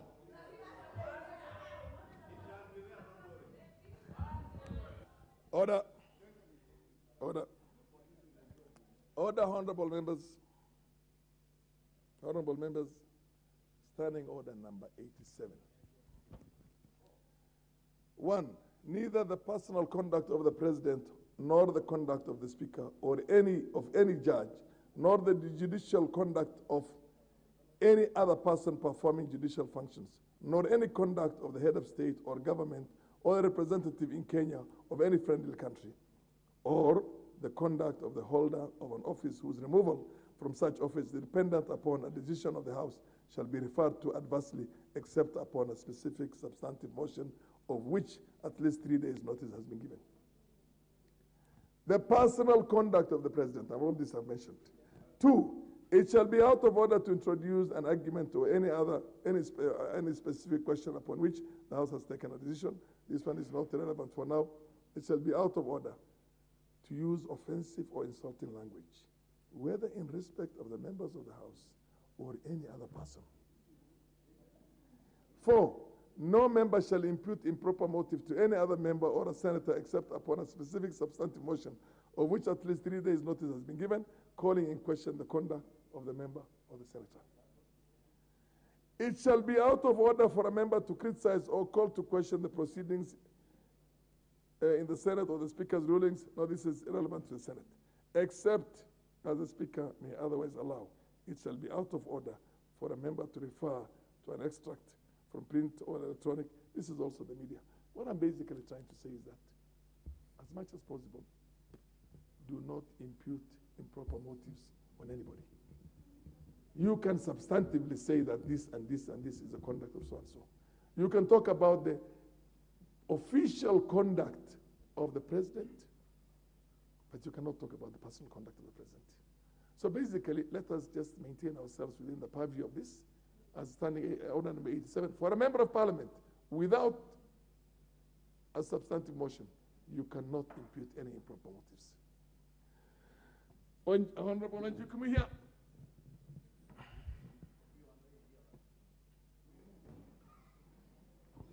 Honorable Speaker, thank you. And I just wanted to raise a point of order because I was getting scared when Honorable Nyikal was speaking because he was really using his hands, and I thought he's now to demonstrate here in the House. But having said that, Honorable Speaker, I want to support this motion. And I want to say, Honorable Speaker, that we all belong to this country. We do not have anywhere else to go if this country burns. And for that reason, it is paramount for all leaders, whether in opposition or government, to consider peace as the utmost important item in the lives and livelihoods of Kenya. Honorable Speaker, having said that, demonstrations are allowed in the Constitution, and now Article 37 is very popular. But when you read, it is written that you shall do it peacefully and without being armed. And Honorable Speaker, when you are looking at our TVs, we saw quite a number of youths who were armed. In fact, Honorable Speaker, there was a video going around where we saw some stones being sold at a cost of Kenya shillings 20 bob. And this kind of intention beats the logic of the demonstration. So as a leader in this country, Honorable Speaker, who come from a very peaceful county, and we all know that even the rains come from Nyandarua and the Abadeas before they spread to the rest of Kenya. This just shows you how peaceful Nyandarua County is. I would say that as much as demonstration would take place, let's be mindful of our fellow Kenyans. You can belong to this association, I can belong to this association, but the end of it all, we are all Kenyans. And Honorable Speaker, we are aware of countries like Somalia. We have been dispatching our army to DRC Congo, which is recently admitted to the EAC. We are aware of a country like South Sudan. These countries lost their status out of the beginning of such small situations where the demonstration maybe grew to other unexpected situations. So I would plead as a woman that we need peace in this country. We can put our issues and they can be heard without harming others. Honorable Speaker, coming the next week, we are informed that the demos will continue twice a week. Just like the medicine was 1 times 1, now it will be times 2. How healthy will it be? I do not believe that we must demonstrate in a manner where we fight chaos. Even people can go to Uhuru Park and sit if the area can be occupied by 1 million people, and the statement will be made. But this issue of these crashes, though I saw the police try to contain themselves to the maximum level of patience that they could have done, this message can still be passed otherwise.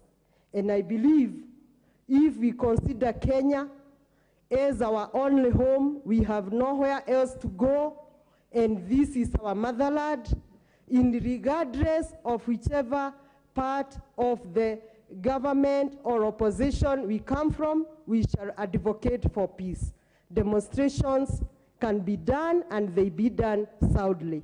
I want to say that I support the member with this motion, and I want to ask my colleagues, very good colleagues, and I see them, my very good friends, Honorable Kaluma here, Honorable Mili, Honorable Rosa, and every other.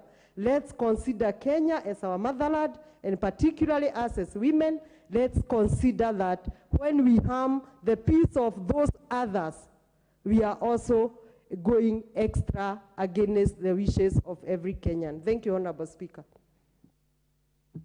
The Honorable Makali Mulu.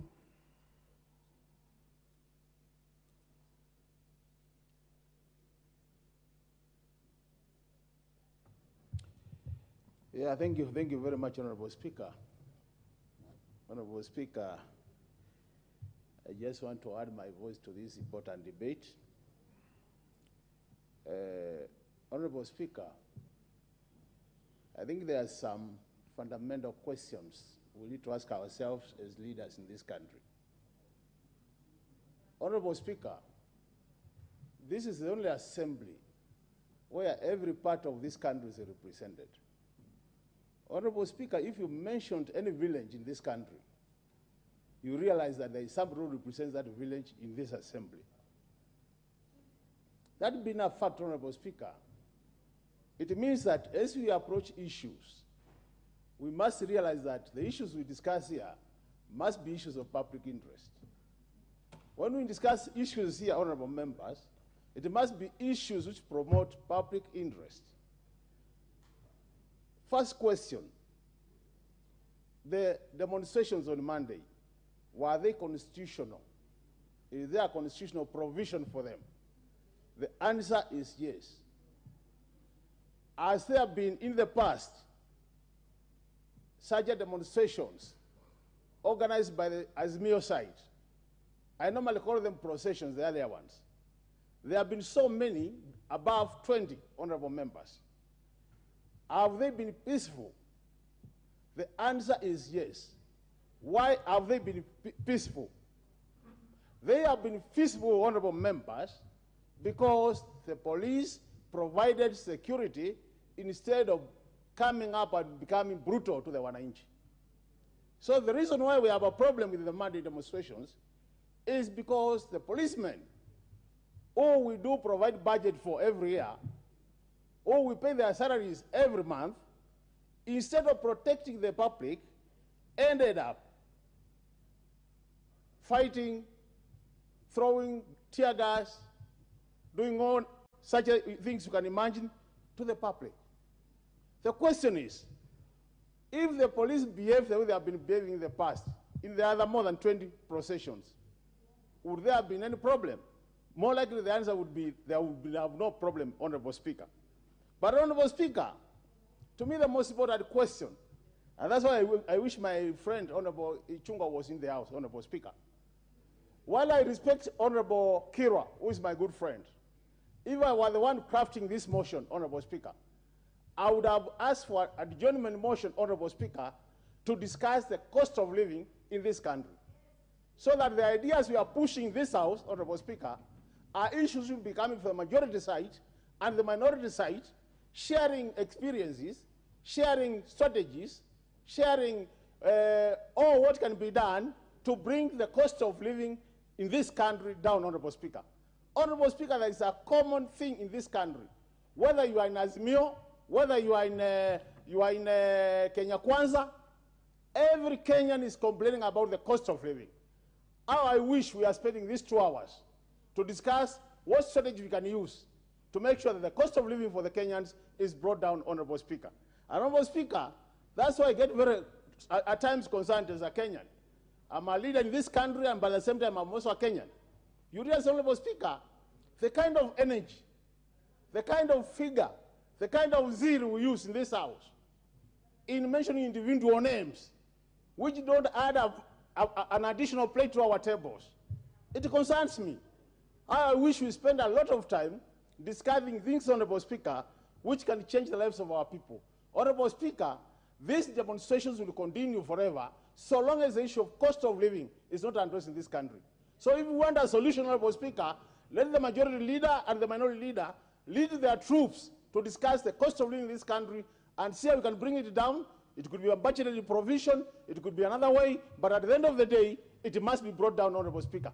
Honorable Speaker, thank you very much for the time you've given me. Oyembaya, followed by the Honorable Bensouda.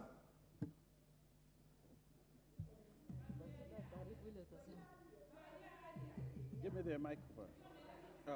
Order me, you'll have your moment. Thank you very much. Thank you very much. Protect my minutes. Proceed, Oyembaya, proceed.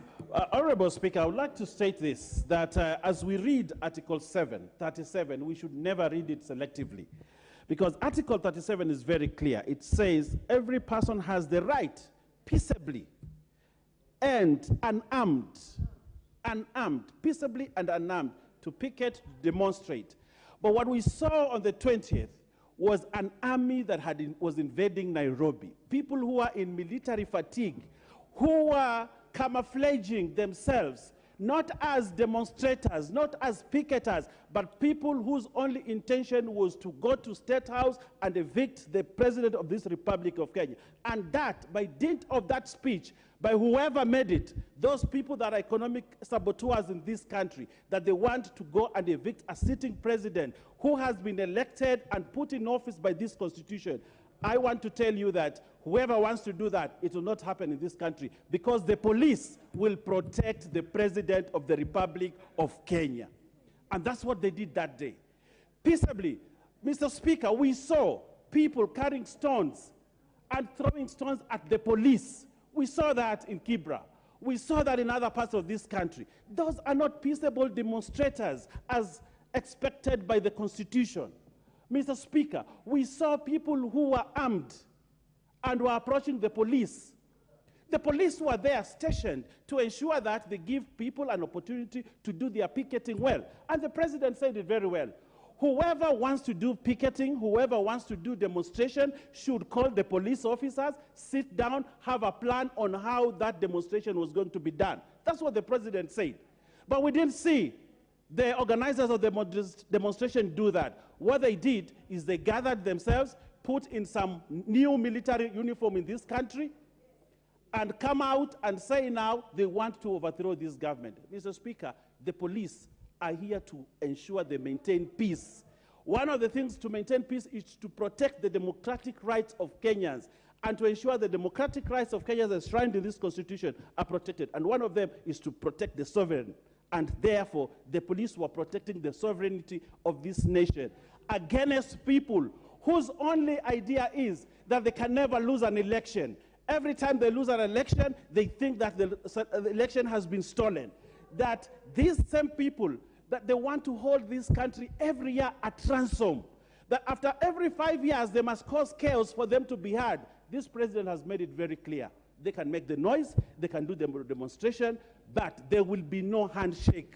And if they can't hear me now, they will hear me later because I will still say the same thing. There will be no handshake.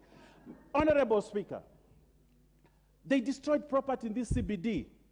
A few people who are charged by the inciting speeches that had been made, by people who know nothing else in this country apart from inciting the public.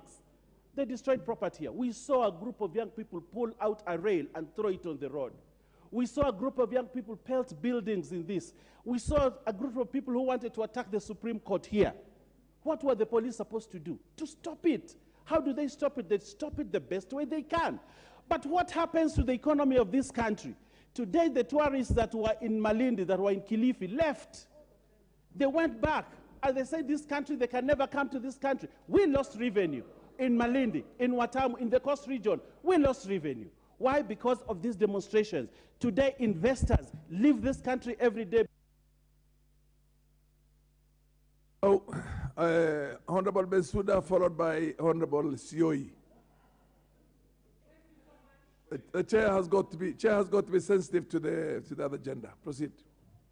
Thank you so much, Mr. Speaker, sir, for giving me this opportunity to talk. I can see you are now relaxed when Bensuda is on the throne. I'm very glad, and as a teacher, I thought that I would get the motion before it was brought here, so that I restructure it to suit the debate in line with the current status of the situation of this country. Yes. When we are talking about we should stop demonstrations, there are no demonstrations. It is expression of the status of this nation.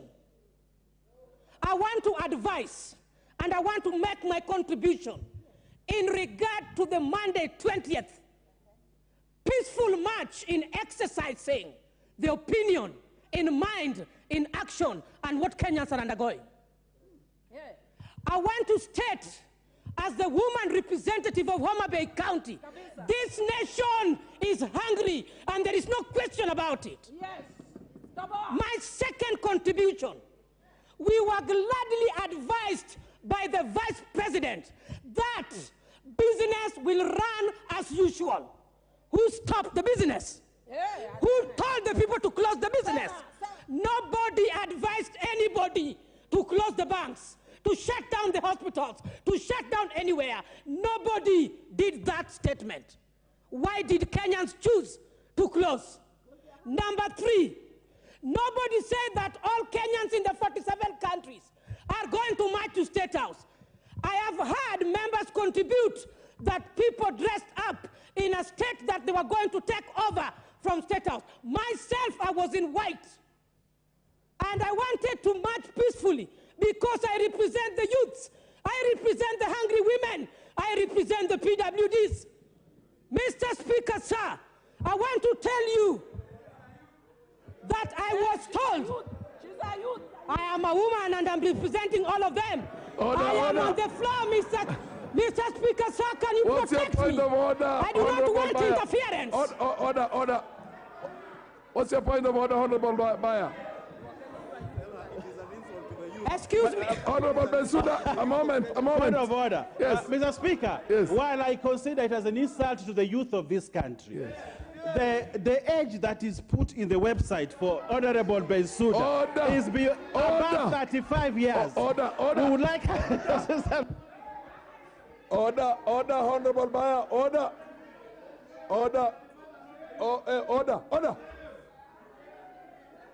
Honorable members, order. Order.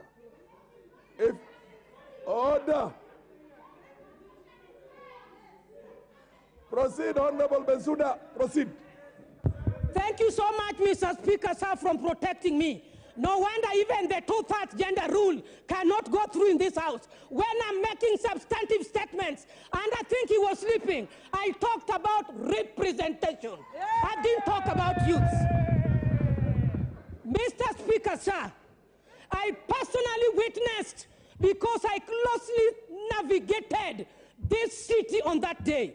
I began by the University of Nairobi, the world-class university where I went, and there was heavy firearms at those gates, a conducive which cannot encourage learning. I want to say that when I moved around Kibra and all Langata areas, it was armed policemen and tear gassing. Is that what we call security? Is that what we call peaceful demonstration? I want to tell you, Mr. Speaker, sir, we miss concepts, and this country must be brought to order. We want leaders to be fair to the nation. We want leaders to be honest to the situation. When I walked into Parliament, personally, I've taken fruits. There is somebody who had not taken fruits, even for a whole year. Personally, there is a cafeteria there. I have eaten. The people who are demonstrating outside did not see even any form of food on their table. We do not take serious matters into jokes. It is a high time we must raise up and work as leaders of this country. Thank you, Mr. Speaker, sir. Order. I think the time is up. The time is up. Order. Honorable Sioi, followed by Honorable Korere.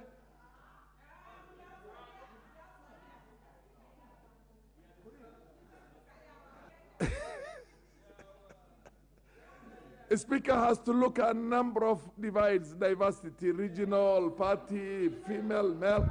Order, proceed. Thank you, Mr. Speaker, for giving me a chance to support this motion by Abraham Kirwa. And I've heard it clearly that my fellow MPs are complaining of the cost of living. Mr. Speaker, we don't expect a price of unga to be 70 shillings while we bought fertilizer at 7,000 shillings. The input was so expensive, and the maize that we are eating at the moment is the very same product from the high cost of production that the members of parliament who are complaining here were in that parliament, in the 12th parliament. You guys were in the government. You were with, yes, you were there. So let us not politicize what cannot be politicized. We cannot continue politicizing what cannot be politicized. What's your point of order, Honorable Miri Odhiambo? Thank you, Mr. Speaker. And I do apologize for my sister for interrupting her, because I don't like interrupting my sisters when they are speaking. But having said that, Mr. Speaker, is it right, Mr. Speaker, for Honorable Member Raila Omolo Odinga to demand that unga? I'm asking a question. Proceed. Is it right for him to demand? Order. Yes, what's your point of order? You have just ruled a while ago that we should not actually be able to talk of somebody who cannot defend himself in this house. It is not even 5 minutes ago, Mr. Speaker, when you said that. So what is the honorable member implying? Are they on politics of vengeance, or they are there here to prosecute serious matters, Mr. Honorable Sioi, proceed. Thank you. My question was, I don't think it is right for us to say that we want the cost of unga to be at 70 when we planted using fertilizer that it is at 7,000 shillings. Another point, and that was during the handshake. Another point I want to bring across is the members of parliament were elected to come and defend or speak on behalf of the constituencies. Why are we involving our electorates to go to the streets when you are here and you are not fighting for them, you are not fighting for the cost of living to be low? Because I've not seen anybody bring a motion. It is today that I saw Honorable Kagiri coming up with a motion stating that we have to ensure that the cost of electricity goes low because of the cost of living. No one has come with such a motion to ensure that we are bringing the cost of living down. So, members of parliament from opposition, we are urging you, please bring the issue in the House. Let us debate here. Mr. Speaker, my friend Honorable Mili, we want to Kimbiana inside here. Please, let us not Kimbiana out there. Order. And we are here. Order, order, order, order, order. Honorable Correre, Sarah Correre, followed by Honorable Murugara. Order. Thank you, Speaker. Thank you, Speaker. Speaker, I also want to add my voice to this. And Speaker, you know, I don't know whether there is security that matters to some regions and security does not matter to some regions. Because I seriously, when people are saying Nairobi is under attack, yes, we want the properties and the people of Nairobi to be safe. But Honorable Speaker, I was watching from the comfort of my sitting room the demonstrations. And picketing by constitution is given. And if Kenyans want to express themselves peacefully, so why don't they? And Mr. Speaker, the prowess at which the police were attacking those demonstrators, I sat down and I thought, why can the same police tackle the insecurity in northern Kenya in the same prowess? Well, Honorable Speaker, you know there are some small boys picketing and some few old men, you know, the people who cannot even scare a rat from a hole. And Honorable Speaker, the kind of things we saw displayed by the Kenyan police leaves me wondering, is it really true that they have been unable to combat the insecurity in central Kenya? Where, Mr. Speaker, about 50 bandits, you know, northern Kenya, about 50 bandits have brought the police, the army, name them, the GSU, into a standstill. And Honorable Speaker, honestly speaking, you know Kenyans are watching us. And Kenyans are wondering, did they send us to this house to come and call each other names? Honorable Speaker, from where I sit, I was in Azimio. And honorable members in Azimio, I will say this because I must say, when you refuse to win elections, please deal with your matter. You know, Speaker, yes, when you refuse, because if you are thinking whether we can join those demonstrations.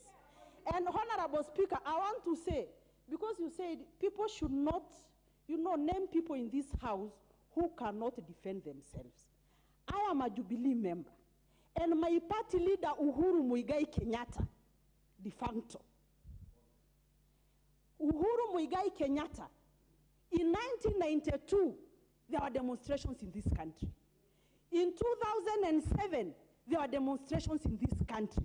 In 2013, there were demonstrations in this country. In 2017, there are demonstrations in this country. For anybody to accuse Uhuru Muigai Kenyatta of sponsoring those demonstrations, you must be suffering from something we need to interrogate later. Because, Honorable Speaker, he could not have sponsored demonstrations against his own government. So I want to plead with the leaders. Much as we want to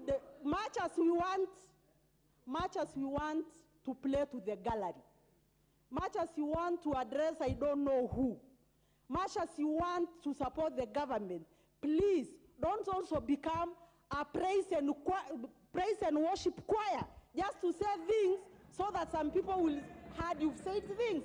And Mheshimiwa Speaker, What's your point of order, Honorable Ichung'wah Kimani? Honorable Speaker, no, I'm keenly listening to the member for Laikipia North. And she purports that Uhuru Kenyatta has been accused of being the sponsor. And I referred to a sponsor. I referred to a sponsor in my speech, Honorable Speaker. Therefore, unless the member for Laikipia North is now substantiating further what I should have substantiated, that indeed the sponsor of these demonstrations is none other than the former Jubilee Party leader and former Azimios chair, Honorable Speaker. Two, Honorable Speaker, because I said I was keenly listening to her.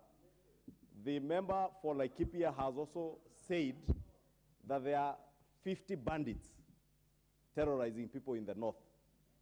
Maybe we would also benefit the security agencies in this country if she knows there are actually 50. What's your point of order, Honorable Salasia? What's your point of order? This thing. Yes. Now, Speaker, Madam Speaker, we have had the majority leader, Bwana Ichung'wah, talking here. In fact, for his information. No, order. That's not the point of order. Order. Honorable Murugara.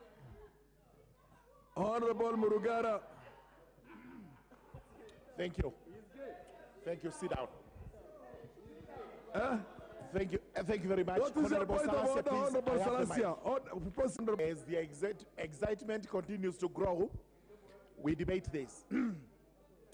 So, Speaker, sir, I've listened to as regards the demonstrations we had on Monday.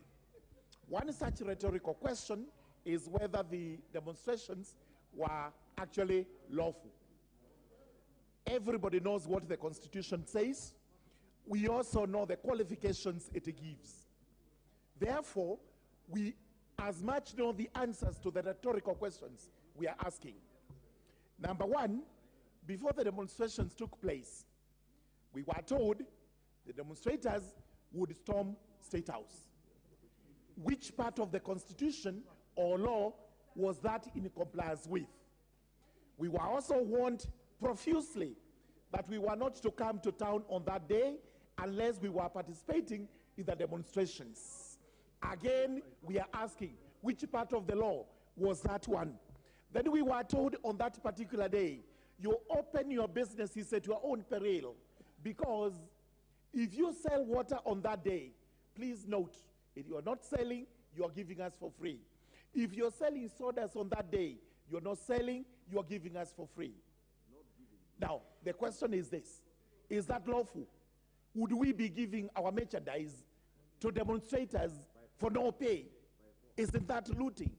So we were warned up front that these demonstrations would not be peaceful, as a result of which most of the Kenyans kept out of town. Most of the Kenyans were not able to go to job, and what happened was those demonstrators who wanted to cause chaos and violence came to town. We all saw them. They were actually armed, and nobody is refusing that, because we would see them pelting policemen with stones. Is that peaceful? Can that be?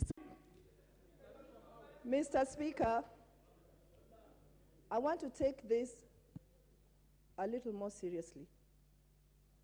The young man of 20 years, William Wamanje, though from Kisii, is actually a student in Maseno University, which falls within my constituency, Kisumu West. That young boy lost his life, and he did not have to die. Mr. Speaker,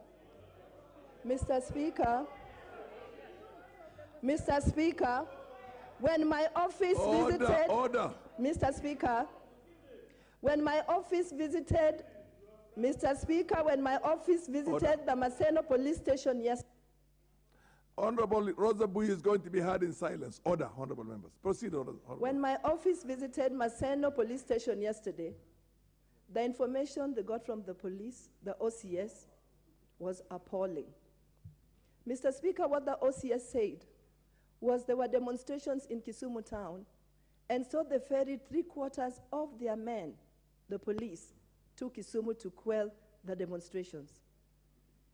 When the Maseno University students got out to demonstrate peacefully, and the police decided to use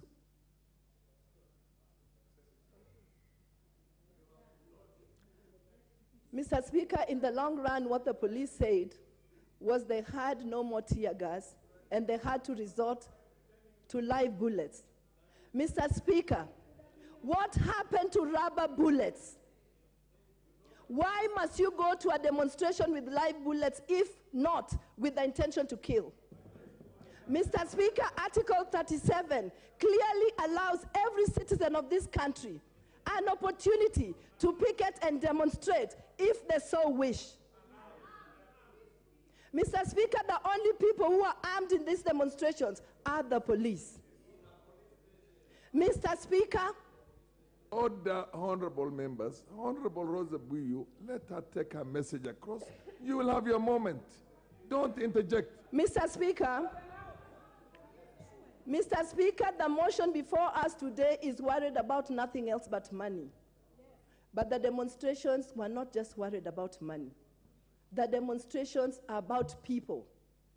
People who sleep hungry days on end.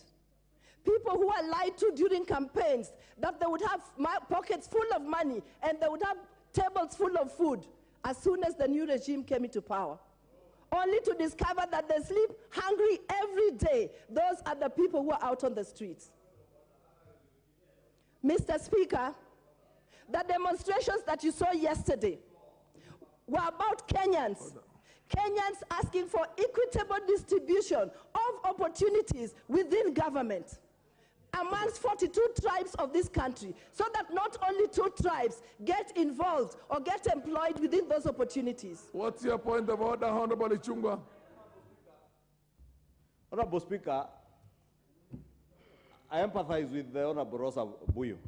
But Honorable Speaker, we cannot use the floor of this House to whip up emotions. And it is a fact that a student of Maseno University was shot dead, and it is also a fact, as has been reported, that young man was shot during the Monday demonstrations. Order. It has been stated, Honorable Speaker, because it is one thing to say that what is out of order is in his place and purports to be speaking Order, Honorable Ichungwa, order. Proceed, Honorable Rosa Buya, finish. Mr. Speaker. Order. Thank you for protecting me. You will have your moments. Mr. Speaker, thank you for protecting me from Honorable Ichungwa, because even when I'm not in this house, he says he is so embarrassed, he's so astonished. Where is Rosa Buyu? Mr. Speaker, I'd like to inform him I am here. This is Rosa Buyu. Affected our economy in a very serious way. Mr. Speaker, sir, we have always witnessed demonstration by the opposition. But this time round, I wonder why they are doing it now, because we are only 6 months old, and it is quite clear that they lost the election and lost completely. They would have just waited for another 5 years for them to vie and win the election if that is what they want. But this time, our government and our president is working so hard to recover and to revive the economy that was destroyed in their hands. Today, when they call people to demonstrate in your regime, under the handshake regime, which you participated fully, everybody knows that. Everybody knows that. You destroyed our economy. You destroyed everything that Kenya had during that time. The MP for Migori, woman rep, order. Order, please. Order. Proceed.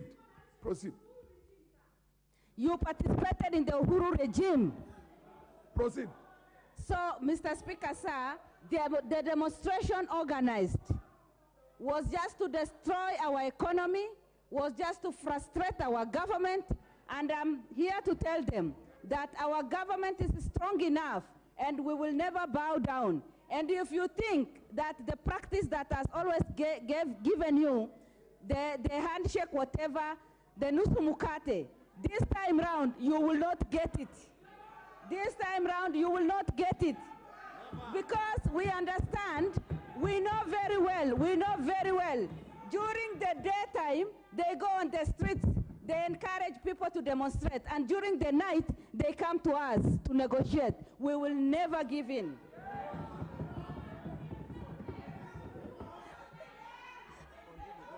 Mr. Speaker, protect me, Mr. Speaker. Protect me, because they may have carried the stones in here. And so, Mr. Speaker, our economy was fully destroyed by these people. And today, they want to bring the same nonsense to the parliament. Because we are trying to talk about that. We are trying to correct the mistake they have made. We are trying to tell people the mistake and the destruction they have caused. And they are shouting, they are pointing fingers, they are standing up as if they are on the street. What's your point of order? Mr. Speaker, I want to know whether... Order. I want to know whether... As brief... Order. Order. Order. Order. Order.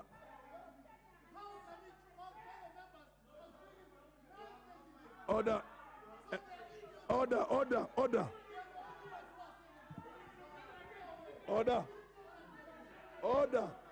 Order. Order. Order. Order. The Honorable Naomi Wako and all other members of Parliament, please address the chair. Address the chair. Don't address yourselves across the aisle. If you have such a burning, issues to raise, and they're very powerful points, you will have your moment. Most of you are going to get time. We have ample time. Order. MP for Cliffy South. Order. Order. The MP for Teso South, followed by the Emilio Odhiambo.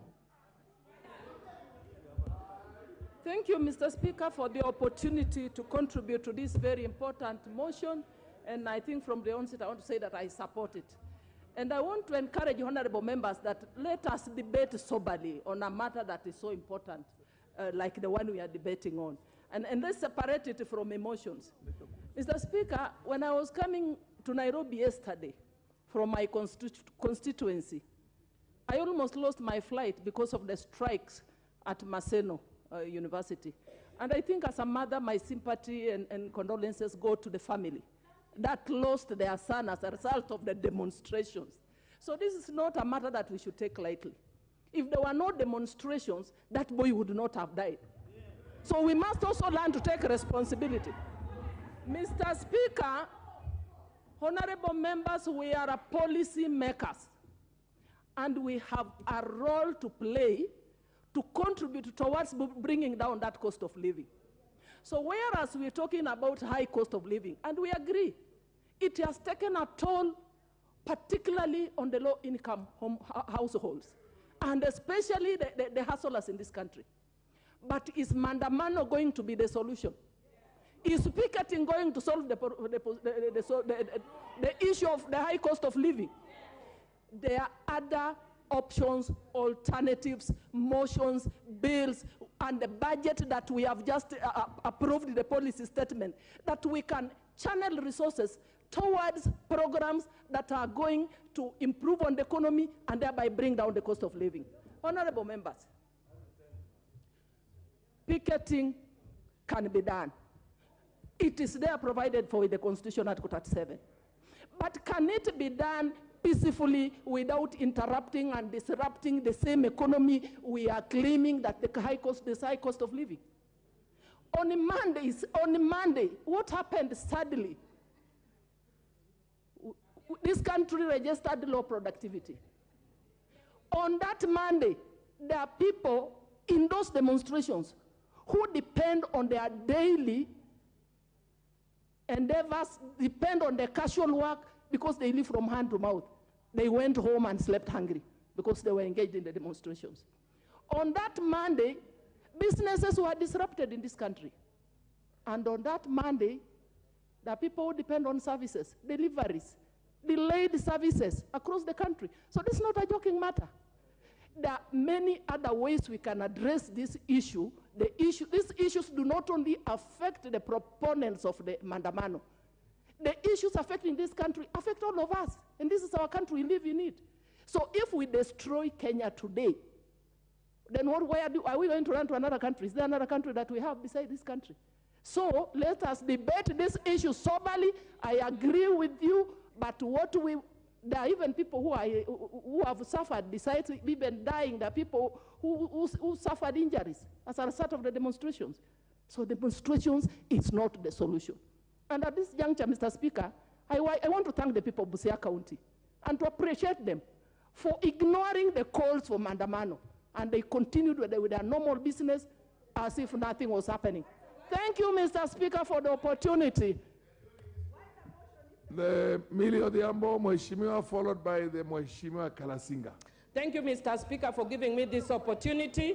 Mr. Speaker, let me take this opportunity to send my condolences to the family of William Mayange, who was killed in Maseno. Mr. Speaker, even as we speak in this house, there is a family that is grieving, and you can never recover a lost child. So I just want to say pole to the family of William for the loss, unnecessary loss of a youthful life.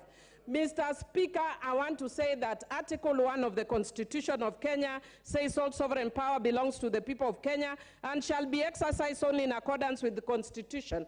And Article 1(2) says the people may exercise their sovereign power either directly or through elected representatives. And Mr. Speaker, one of the members who was speaking, my dear friend who I interrupted as she was speaking, was saying that we speak here and we should not speak outside and we should not let our representatives speak.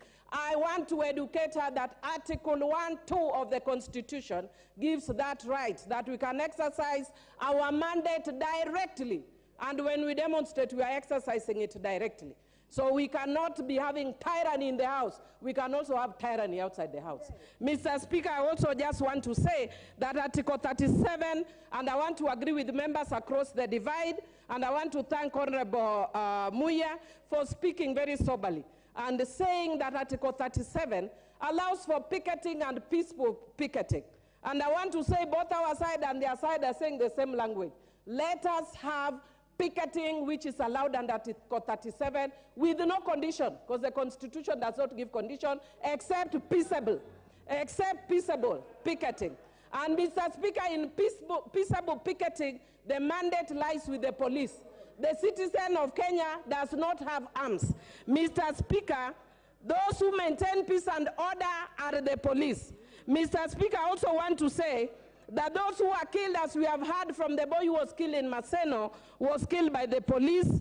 And I also want to add that when the business community restrained from doing their business, they restrained from doing their business because of fear-mongering by people like my good friend, who I don't want to mention lest he can stay a point of order. Mr. Speaker, I want to say that those who close their businesses close because of fear-mongering. And we know my friend who does fear-mongering. Mr. Speaker, because I know other members want to speak, I want to say this. I want to thank you, Mr. Speaker, for giving this House direction, that it is actually wrong for us to be mentioning other people who are not here and calling them names, like regrettably my good friend Honorable Ichung'wah called Honorable Raila an urban terrorist. Mr. Speaker, if it weren't for your order, I could also have called Honorable Ruto national terrorist. But because of your order, I'm not calling him a national terrorist, Mr. Speaker. And finally, Mr. Speaker, I want to say that my good friend Honorable Ichung'wah must tell us whether he's also of the LGBTQ community because of his preoccupation with Uhuru Muigai Kenyatta. That guy is a man, bwana. Don't be too preoccupied with Honorable Uhuru Muigai Kenyatta. Me, I'm a woman, bwana. Hey, ni kitu gani wewe? Honorable Millie Odhiambo. Honorable Millie Odhiambo. Order. You cannot discuss the conduct of Honorable Ichung'wah without a substantive motion. So you're out of order on that. Order. Honorable Ichung'wah, if we desist, order. If we desist, order. Honorable Mbaya, when the chair is on its feet. Order. I mean, we want to have a situation in which everybody is heard in silence. Whether you don't like it, whether it's outrageous, whatever it is, unless it's absolutely out of the order, or the orderly running of the business of the House, just wait. When you get your moment, rebut. You know what I mean? You get your moment, you can then say the counter and give your counter argument. But if you keep on saying order, point of order, Miri. Can we have the next speaker, Honorable Kalasinga? Order. Are you on a point of order, Muhammad Ali? Is it absolutely necessary? Okay, proceed, Honorable Ichung'wah. First, Honorable Speaker, let me thank you for protecting me because the Honorable Millie was on the verge now of discussing me without a substantive motion. But more importantly, Honorable Speaker, it is important to point out, and maybe she was not listening to what I said, because if you listen to what I said at the beginning, I indicated when I mentioned about economic terrorism and urban banditry, I said what I have described elsewhere as economic banditry and economic terrorism, Honorable Speaker. Number two, Honorable Speaker, the Honorable Millie, as much as you have ruled her out of order, must then withdraw what she has said and apologize to the House. Because Majority Leader, you made your point. Honorable Kalasinga, followed by the MP for Wajir South.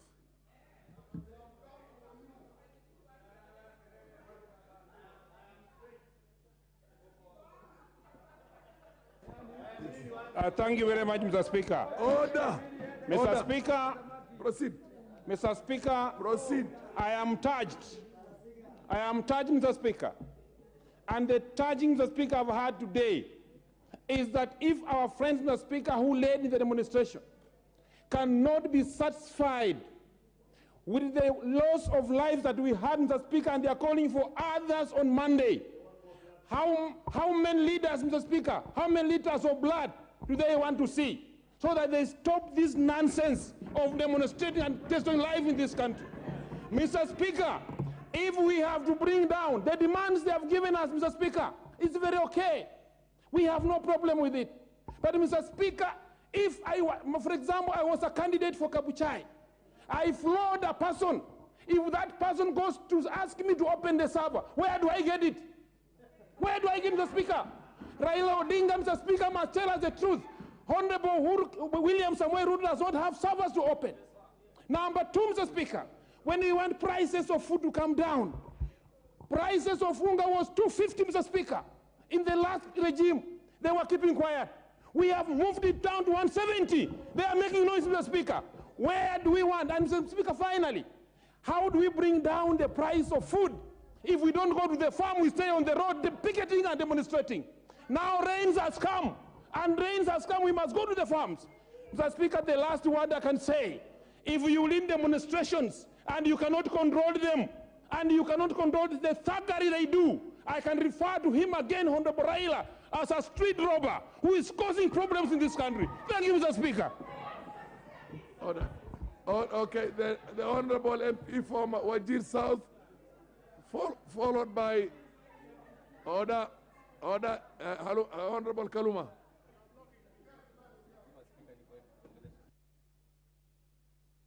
Thank you, Mr. Speaker. Thank you very It's not working.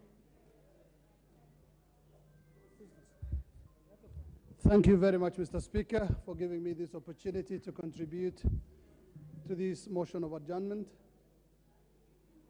I think for the last couple of hours we've been treated to heated arguments on the floor of the House, where we've observed the sides of the House sticking to their guns.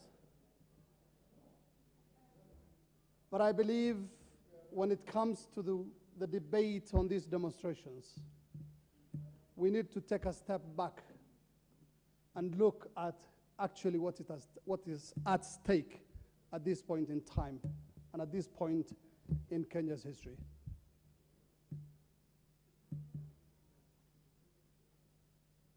Yes, the cost of living is very high. Yes, we have so many problems, and Kenyans have every right to picket and demonstrate. But what the question I want to pose is it actually the right time to demonstrate when our economy is suffering, when we need to lower the cost of living, when we need to do much to fix what is a sorry state of our economy? I come from a business community that suffered a lot during Monday's demonstrations. And we lost one Kenyan's life. I would like all of us to think critically about where our country is at this point in time. And let patriotism reign. I have covered demonstrations and riots and street demos and all kinds of picketing in many parts of the world as a journalist. There are many ways to show your dissatisfaction. But stopping business in two of the most important business districts in the country at this time when we need to fix our economy, I believe, is not being patriotic. And again, responsible opposition requires matters be dealt with in institutions like this one. I would therefore like to appeal to my party, Azimios, to rethink these demonstrations for the sake of Kenya and Kenyans at this critical time when we need to do a lot. And I just want to point out one thing, Mr. Speaker. Where was the dollar rate on Monday, and where is it today? I rest my case. Thank you very much, Mr. Speaker.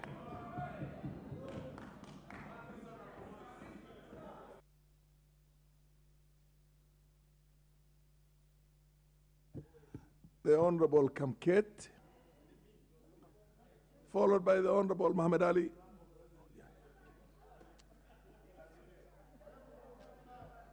Order, order, you'll have. Proceed, proceed.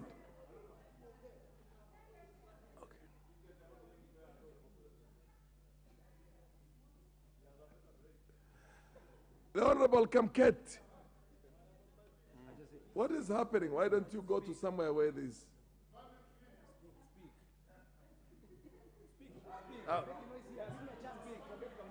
Thank you, Mr. Order, order, order.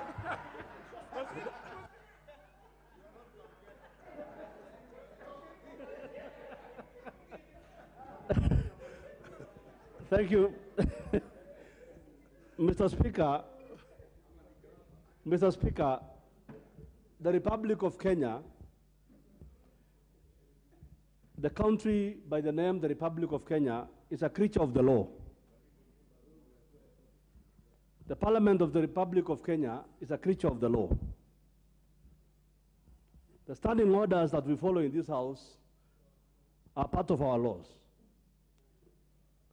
Mr. Speaker, the Constitution of the Republic of Kenya directs any question as to the validity of the election of the President to the Supreme Court of the Republic of Kenya. That question was comprehensively addressed at the Supreme Court of Kenya. Any question, Mr. Speaker, as to the validity of election of any member of parliament has been addressed or are being addressed at the High Court, and so on and so on. Mr. Speaker, listening to the demands made by the opposition, Mr. Speaker, the demands to open servers should have been made at the Supreme Court. They made those demands and they were proved wrong. Mr. Speaker, the demands about the IEBC are demands that are beyond, that are ultra-vires the law. Mr. Speaker, we are not, Mr. Speaker, by the leaders of the demonstrations. And the demonstrations themselves is nothing other than an act of anarchy. And Mr. Speaker, if that is what they want, Mr. Speaker, they must be prepared for what the police will serve them. Because the police of the Republic of Kenya, the job of the police, Mr. Speaker, is to keep the law. And anarchy anywhere is anarchy everywhere. In the villages, terrorizing people. And here is a constitution, people following constitution, picketing, demonstration is enshrined in the constitution. It's banditry enshrined in the constitution. Order. The chair, Raphael, order. The chair does not rule on the basis of insinuations. Order. You have to be very specific. Proceed, Kamket. You have run out of time, Kamket, unfortunately. Unfortunately, you have run out of time. Muhammad Ali, followed by Kaluma. Shukran sana, Mheshimiwa Spika. Nimeona hisia tofauti kutoka kwa wabunge. Order. Lakini nataka kwanza kuzungumzia kijana aliyeuawa. Tangu mimi kuzaliwa, na Mheshimiwa Spika, mimi na umri wa miaka 41. Katika taifa hili ni mtu mmoja peke yake huitisha maandamano. Na haya maandamano si ya amani. Katika kila maandamano lazima mtoto wa watu afe. Hawa watu wanaoitisha maandamano ni wale walifanya zile salamu za check. Wakasalimiana, wakapeana pesa, wakapandisha bei ya unga hadi 230. Sasa wanakuja kutufunza sisi vile ambavyo tutaendesha hii nchi. Ni lazima Raila Odinga aambiwe ukweli kinaga ubaga. Waswahili wanasema mgema akisifiwa tembo hulitia maji. Raila Odinga lake amelitia maji na hatutakubali haribu nchi hii. Miaka 41 tutakuwa tukiitisha maandamano. Haya maandamano yanazuia wafanyabiashara kufanya kazi yao. Haya maandamano, Mheshimiwa Spika, naomba unipe na unilinde na unipe fursa niendelee kuzungumza. Order. Leo nimetaja Mungu wenyu, lakini ukweli mtaambiwa. Order, honorable members. Order, Honorable Muhammad Ali. I had given a previous ruling here in which I said, avoid imputing improper motives as much as possible to people who cannot defend themselves here. You can get your message across without mentioning names.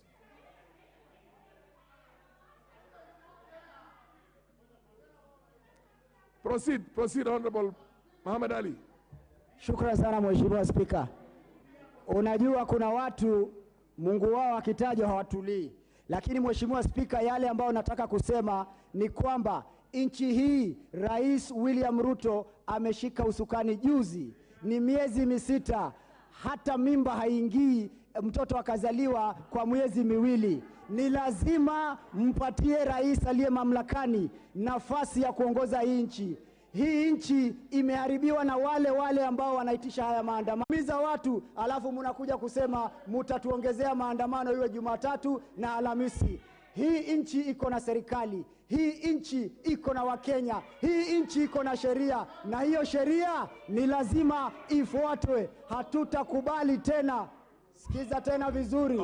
Sikiza, usipige kelele kwa mambo ambayo huelewi. Sikiza vizuri. Hatutakubali tena akili ndogo kutawala akili kubwa ndani ya jamhuri hii. Asante sana Mheshimiwa Spika.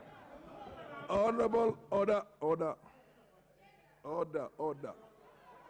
Honorable Kaluma, order.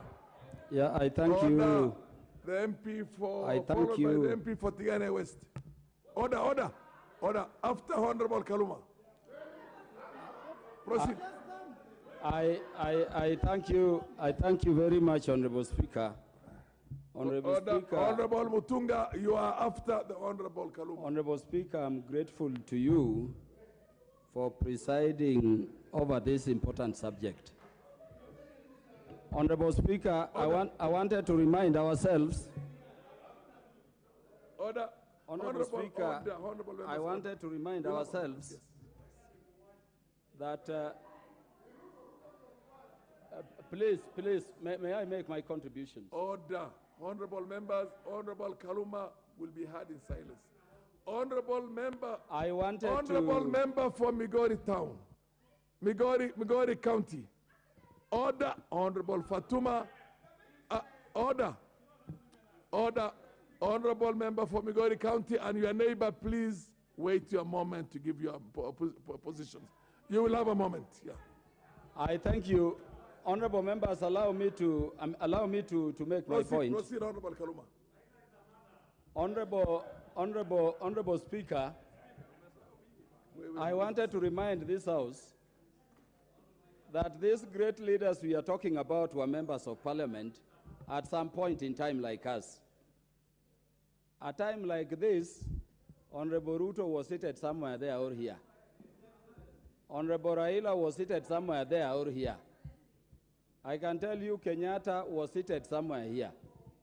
So I wanted to request all of us that at a time like this, no, the nation is looking at us and let us give leadership. Honorable Meli, order.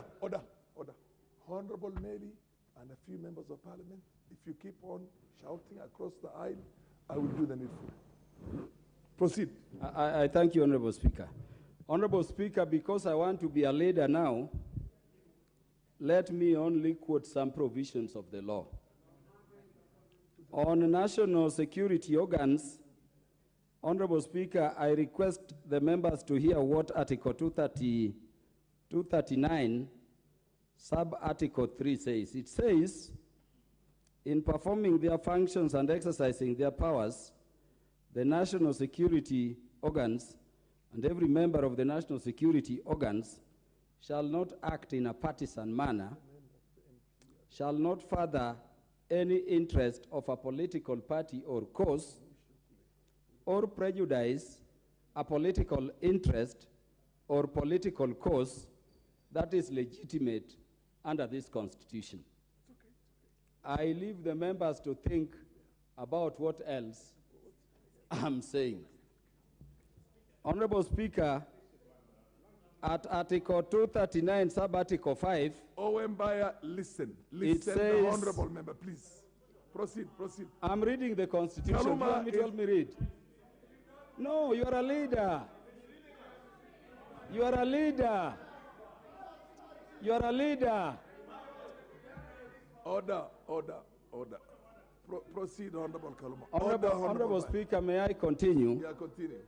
Article 239, Sub-Article 5 says, the national security organs are subordinate to civilian authority. Honorable Speaker, let me also read Article 245, Sub-Article 2B. It is not my work to read for you. What's your point of order?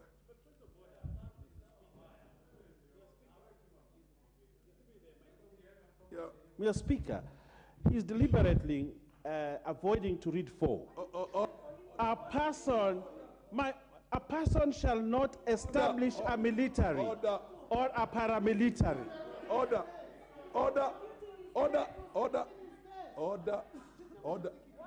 MP for Kilifi South. Madam Gogo. One more. Order. Order. Order. Order. Order. Order.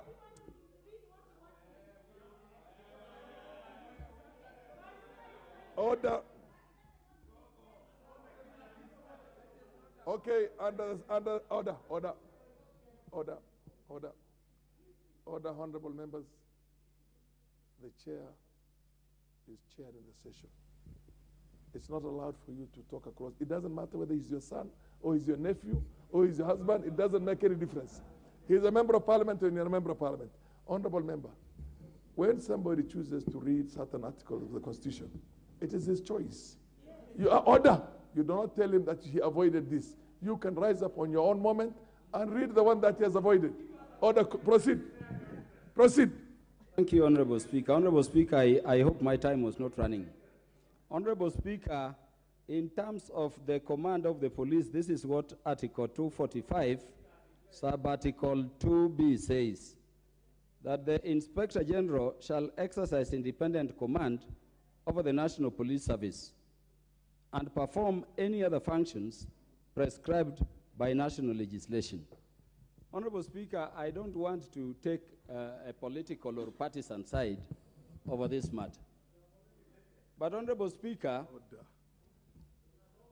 I woke up in the morning, and this is important to me. Continue. I'm bothered when every time there is a demonstration announced by any group, the police go and surround a place like Kibra beforehand.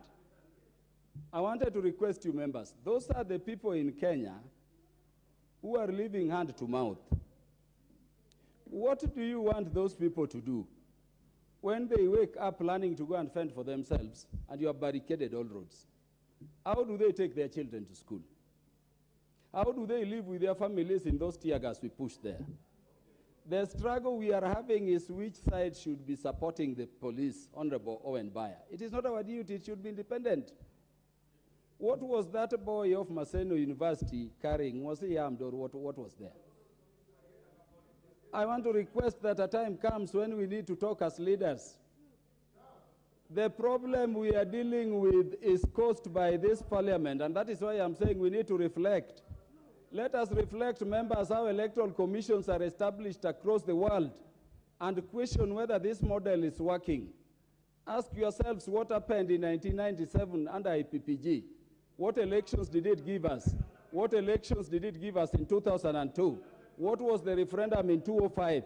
What happened when President Kibaki, relying on the law as we are seeking to do now, created the commission unilaterally for the MP for Tigania West. Thank you, Honourable Speaker, for the opportunity. Honourable Speaker, protect me from the likes of Wajala who are making noise.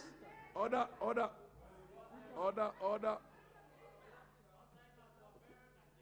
Proceed. Thank you for the opportunity to contribute to this motion. Hello. Honourable Speaker. Okay, Honourable Speaker, thank you for the opportunity to add my voice to this.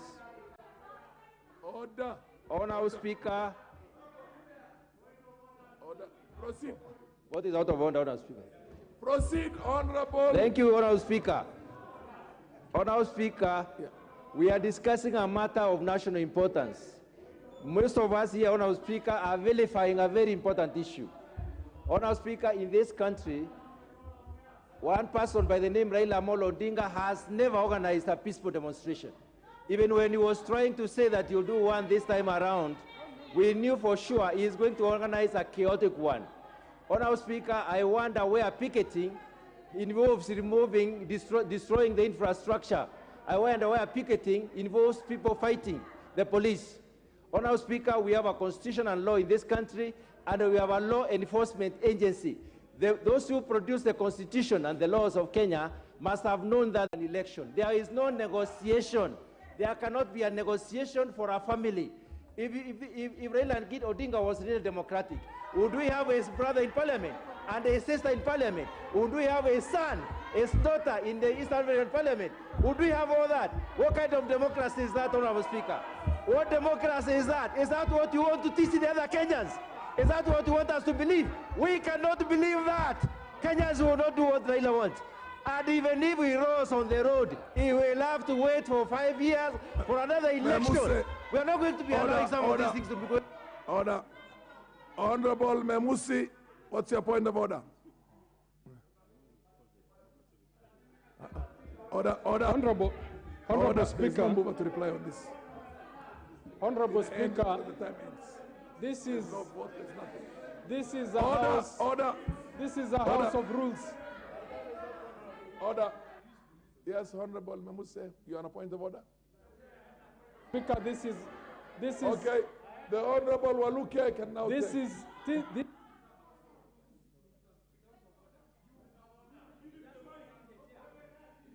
Are you on a point of order?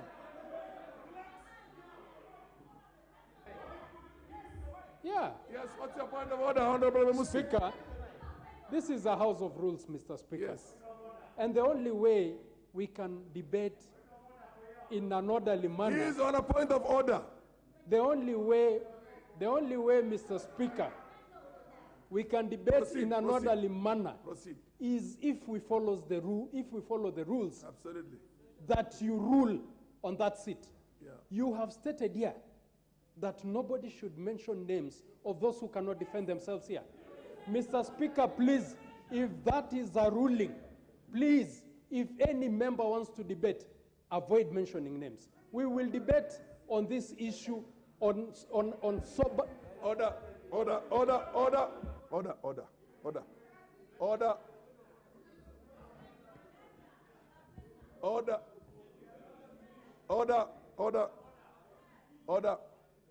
Madam, we will have, who is on a point? You're on a point of order on the speaker, and the speaker is standing. Order. Honorable members, if it is the public functions of anybody who is a public figure, that public function can be discussed, including the president. You can say the president sent the forces, did this, did that. The Honorable MP for Tigania West, you're a lawyer.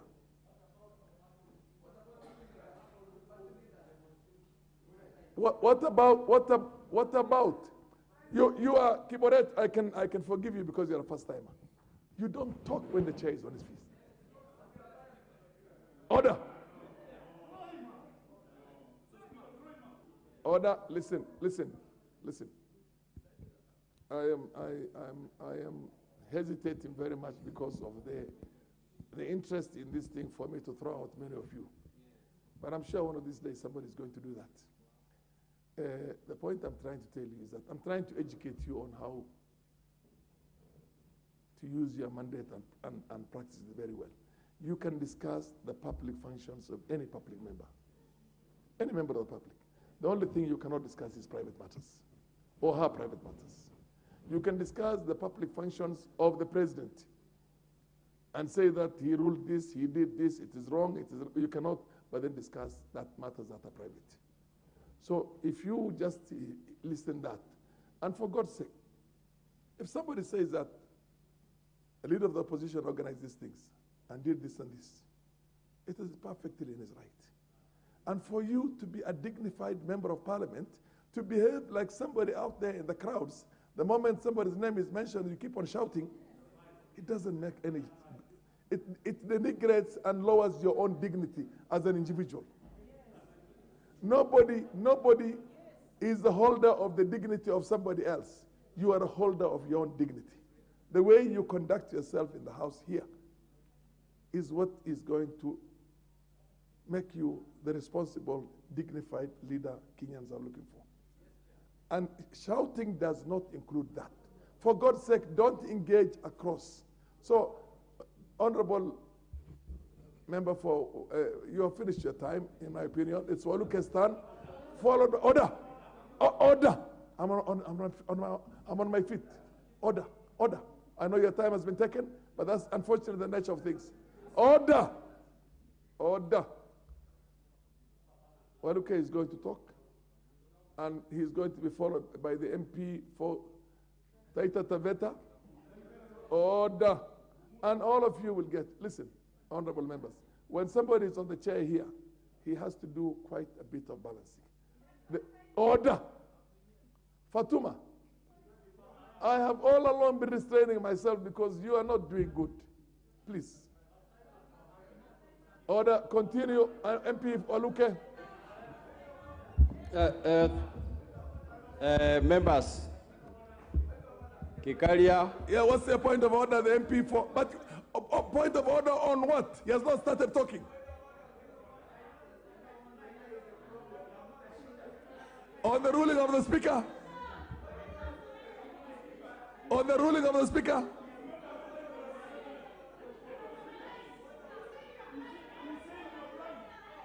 I'm blind. Yes, Margaret, Kiboret.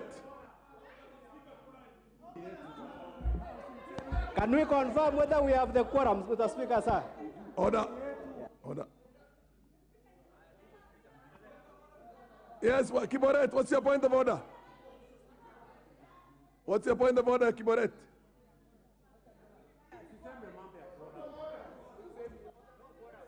Give me the mic. Thank you, Mr. Speaker. My point of order is we are forced to shout because you don't give us chance, and you first-timers and women, you don't give us chance, and you have turned us into hecklers in this one about Mr. Speaker. Give us chance to... Order. Order. Order.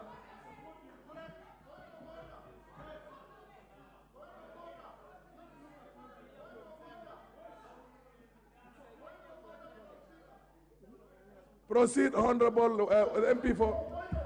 Yes, what's your point of order? Mr. Speaker, you need to balance. If you have picked from the other side, those people from the other side again come and sit here, and you want to pick them the way you have picked Waluke. Waluke is on the other side. It is well known. So we need somebody from this side. Waluke is not ours. Order, order, Waluke, continue.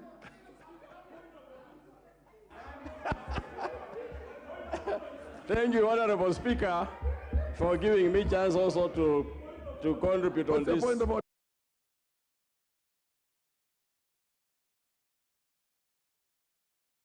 Yes. Something is escaping your mind, Mr. Speaker. The honorable member, Kip, has said you are blind. Who is the Kip? The honorable, yes. Is he in order, Mr. Speaker, to try and imagine that the Speaker does not have eyes? And yet, Mr. Speaker, you want us to just forget about that, Mr. Speaker. Is he in order? I haven't heard You should him. withdraw and apologize unless indeed you are blind, Mr. Speaker. Order. Order, order, order, order. Kiboret. Honorable Kiboret. The one thing that is a crime that can never be forgiven in a floor of the House is for you to question the wisdom of the Speaker in running the House.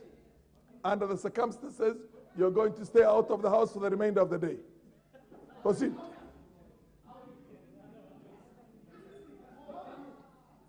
Honorable Kiboret out. Yes, honorable member. Yes. Order. Point of order. I said under our standing orders, the Speaker can be blind. But if a member brings the issue of the quorum, it is upon the Speaker to order the clerk to confirm whether we have a quorum. Who has brought that? I brought it. Who has raised that? Who has raised that? Point of order. Proceed, Honorable Waluke. Proceed, Honorable Waluke. Thank you, Honorable Speaker, for giving me chance also to contribute to this. Mr. Speaker, I want to remind my colleagues in this House that leadership come and go. but the country remains. We are making a lot of noise. As members of parliament, instead of respecting the House and contribute on issues that can help the people whom we represent. Honorable Speaker, I am here today telling the people of Kenya that I'm a member of Azimios, as Wanjala say, a member of Jubilee. But, Mr. Speaker, I condemn the maandamano that is affecting this country, Mr. Speaker. Mr. Speaker, whether I cross or not, this country is ours. Whether you are in opposition or whether you are on government side. Mr. Speaker, we need to respect this country. We need to support the government of the day because it is there until it is time when time ends. Mr. Speaker, for those who are making noise, I want to remind them that the government is there and we are supposed to, it is only one government and it is only one president of this country. Whether you make noise, whether you cry, or whether you laugh, the president of the country is one, the country of Kenya is one, and all of us as members of parliament, we need to make noise when the election is nearing again. So with these issues that is going on, loss of properties of people, even some poor people losing their properties, losing life of our children, like the student of Maseno. Mr. Speaker, it is not something that we come here to make noise the way we are making. Mr. Speaker, the duty of the police is to protect and prevent the people of Kenya and their properties. So, Mr. Speaker, for all of us, as we are here today, this maandamano, even if I'm in opposition or opposition side, I cannot support it because it is destroying this country, it is destroying the economy of this country, and Mr. Speaker, we must team together to build the economy of this country. And in any case, Mr. Speaker, we need to support, because this government is barely only 6 months, not many years in power. 6 months. Let us give the president of the day the support to recover the economy of this country, Mr. Speaker. But don't just come here and make noise to each other, abusing each other, calling others' names. No. That will not help whether you are in opposition or whether you are on government side. Mr. Speaker, thank you for those few remarks that I've made, and thank you for listening to me, honorable members. Owen, you are on a point of order. Order. He's on a point of order. He's on a point of order. No, he's on a point of order. Yes. I want to say this to members of this House. There's one thing in this House that unifies us all, the Speaker of the Assembly. When he sits on that chair, even me, even the President when he walks in this House, but as long as the Speaker is there, we can shout against each other. We can do all those things. But there's one thing, members, we must always uphold and respect is the Speaker. We cannot shout at the Speaker. That's why even when we go out there, we get there, we bow.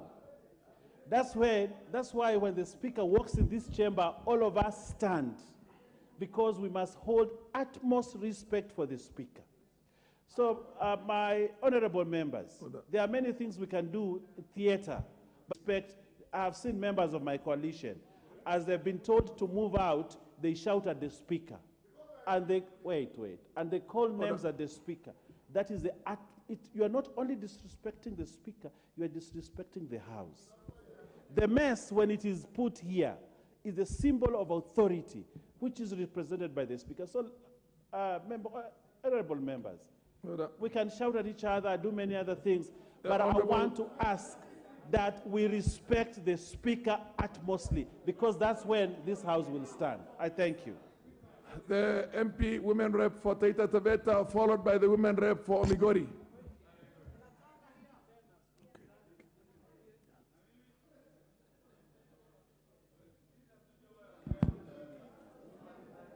Asante sana Bwana Spika kwa kunipatia fursa, hatimaye na mimi pia naweza kuchangia. Bwana Spika, nataka kusema hivi, ni jambo la aibu sana. Miaka nenda miaka rudi, mambo ni yale yale, maandamano, maandamano, maandamano. Wahusika ni wale wale, na mhusika mkuu tunamjua. Anaitisha maandamano, miaka nenda miaka rudi, watoto wa watu wanamwaga damu, wanakufa kwa maandamano. Mambo yao ni yale yale, kuibiwa, tumeibiwa, kukataa matokeo ya uchaguzi, kuleta visababu ili waweze kupata ile ilisemekana juzi handshake ama nusu mkate, na wakishapata ile nusu mkate wanakula peke yao, hawagawanyi ile mkate na wale watu ambao wanaenda kwa maandamano, hata na zile familia za wale watu wamekufiwa na wapenda wao.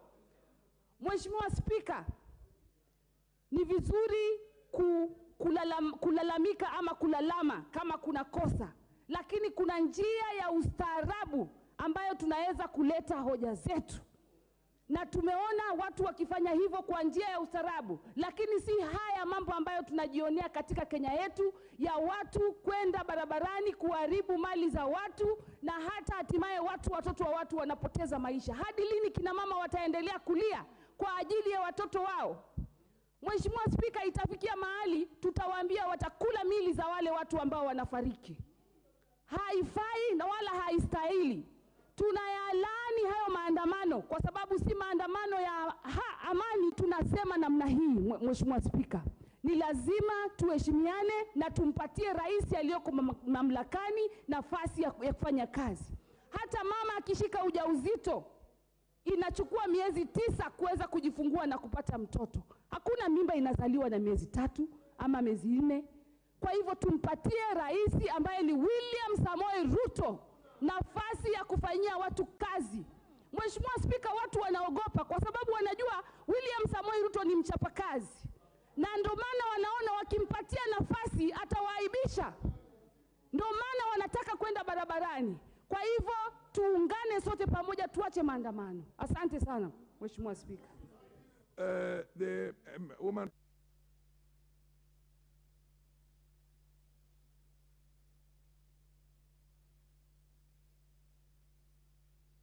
woman rep for Migori, Fatuma Mohammed. Proceed. Okay, shukran. Mr. Speaker, first, I'm very sorry for my conduct today. That is not like me. But I must also confess that I was agitated. Because every moment they stood, they kept on referring to Raila, Raila, Raila. And honestly, as an independent member of parliament, that got me. I am not ODM, for your information. I am independent. So when I speak, I am an independent mind. Mr. Speaker, sir, the other side has been talking so much that there are better ways of addressing this issue of maandamano. Just in case, to refresh your memory, Honorable Raila, Right Honorable Raila Odinga, gave 14 days for action to happen. There was no maandamano within the 14 days. But because this country, Africa as a whole, has one habit that the only language they understand best is maandamano. And so we give you what you ask for. We asked for 14 days for you to act politely, and you did not act. Mr. Speaker, sir, the first time maandamano ever happened in this country, for my short time I was in school, there was a man called Henry Thuku. In 1938, he led a Kamba politician protest. That was not Raila Amolo Odinga, and they got what they wanted. The country has brought this habit that maandamano is the way forward. So unless, as long as they don't listen to what wananchi want, we will keep on going for maandamano. And Mr. Speaker, sir, that was my first time ever I was born to participate in a maandamano. I did not carry a stone. I was sweetly dressed with a red lipstick. I did not beat anyone, but I was tear gassed. I looked for a stone I did not get. And I'm sending a warning. You tear gas me, the police, this time, I will get a weapon to defend myself. Because you cannot tear gas me when I'm singing a word that I think works for me. So the police should be told by their bosses that when it is peaceful, keep it peaceful. I attended where Right Honorable Raila Odinga was having his coffee at Serena. And then he said that he wants to walk out and address the media. I accompanied him to address the media. Before he uttered a word, and the media men were all there and women, they threw a tear gas at him, a tear gas that hit me, a tear gas that hit other women and men. I did not carry a weapon. So why are they saying all the time that anything that happened is because of the demonstration? The boy that died, the Masenyi University boy, and may Allah have mercy on him, he died out of a bullet. He did not die out of Ruto must go word. Those words do not kill, Mr. Speaker, sir. And we are speaking with pain because a child has been killed.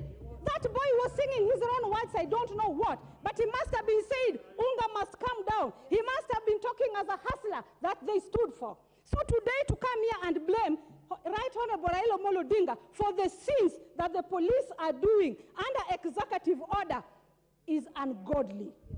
Mr. Speaker, sir, in 2022, no, it was not 2022, 2017, 2013, before that one, 2007. 2007, I know people who are in power today who were on the streets when I was a baby, and I saw familiar faces that are today in State House, and they were saying somebody must go because they felt their votes were stolen. The same right today, when somebody else is singing, it becomes wrong. When they were singing, it was okay. Mr. Speaker, sir, maandamano will continue. Aluta continua. The country must be saved. I rest.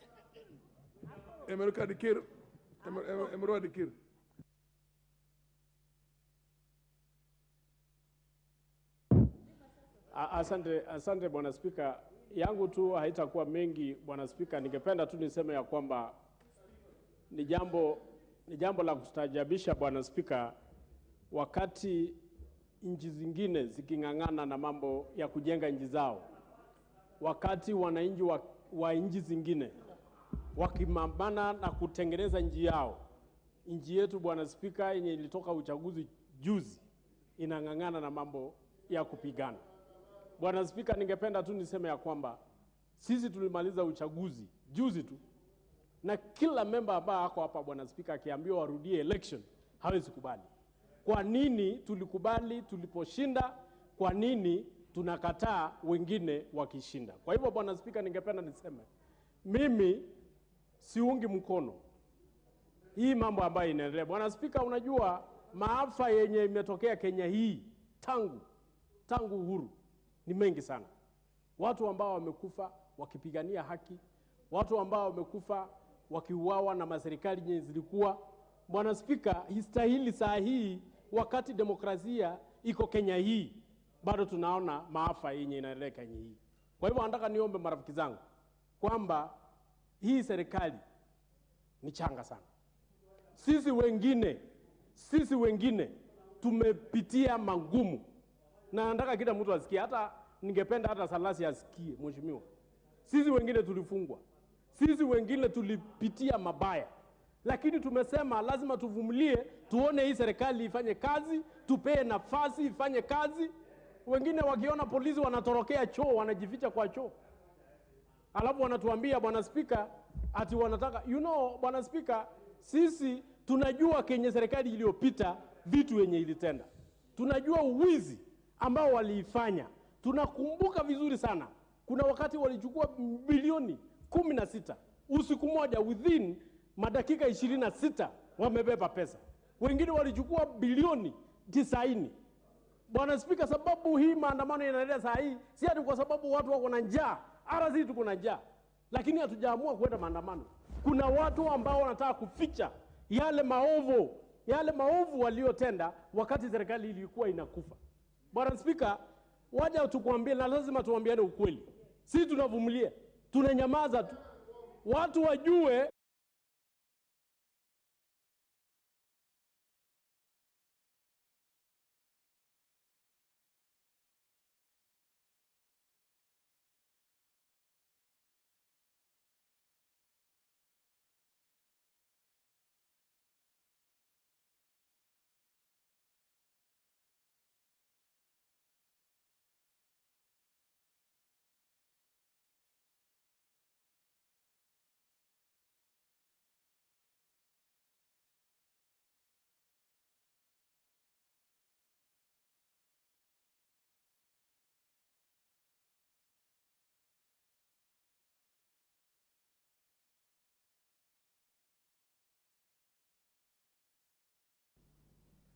the issues that we are discussing here mostly affect people outside this house. For any member to rise and say that we are hungry, Mr. Speaker, it's absurd. It's to abuse the word hungry. Kenyans out there are hungry. Mr. Speaker, I do not see any other way out of this matter that we are discussing other than dialogue, Mr. Speaker. And matters affecting wananchi are raised, and we see arrogance from leaders saying that there is no way that we are coming to sit down and talk of matters that affect this country. Mr. Speaker, I think we are heading the wrong way. Order, honorable members, this is a house of debates. Have the thick skin to listen to your opponents, and then when you get your moment, you go ahead and do what you have to do. Proceed. Mr. Speaker, thank you. Thank you for your protection. Proceed. Members of this house. I am not entertaining any more points of order. Members of this house yes, should be very concerned with the unemployment rate of this country. Anyone, today it is Raila Amolo Odinga calling for maandamano. And there are thousands of young people ready and willing to obey that command. Tomorrow it will be somebody else. We are talking about business. To be sober when addressing this matter. Mr. Speaker, I want my voice to go on record as saying I recommend dialogue for two parties. There is no other way, Mr. Speaker. Dialogue. Dialogue. Order. The people who are advising the president should take this. Please tell the president, sit down. Raila Amolo Odinga. Mr. Speaker, they handled the demonstrations very well. All I want to say, look at elites like Professor Makau Mutua on his article on Sunday, trying to explain that the sovereign, the highest office on land, is with the people of Kenya. I do agree with him. I do agree with him that a poor interpretation of the law, Mr. Speaker, you are a lawyer, sovereign power is delegated. It is delegated direct, it belongs to the people. It is delegated to, let me speak kindly. I'm being interfered, Mr. Speaker, and time is up. I can't finish. Mr. Speaker, my point. Kindly, I proceed. What I'm saying, the sovereign will is delegated directly or indirectly through the democratically elected people. It goes further to clause 3. What does it say? Sovereign power, whether it's not talking of direct or indirect. Sovereign power is vested with the executive. So William Ruto is the de facto sovereign power carrier. That I can tell you for free. It is in law. You can't just attempt to march to the State House and claim that you are demonstrating. That is a coup.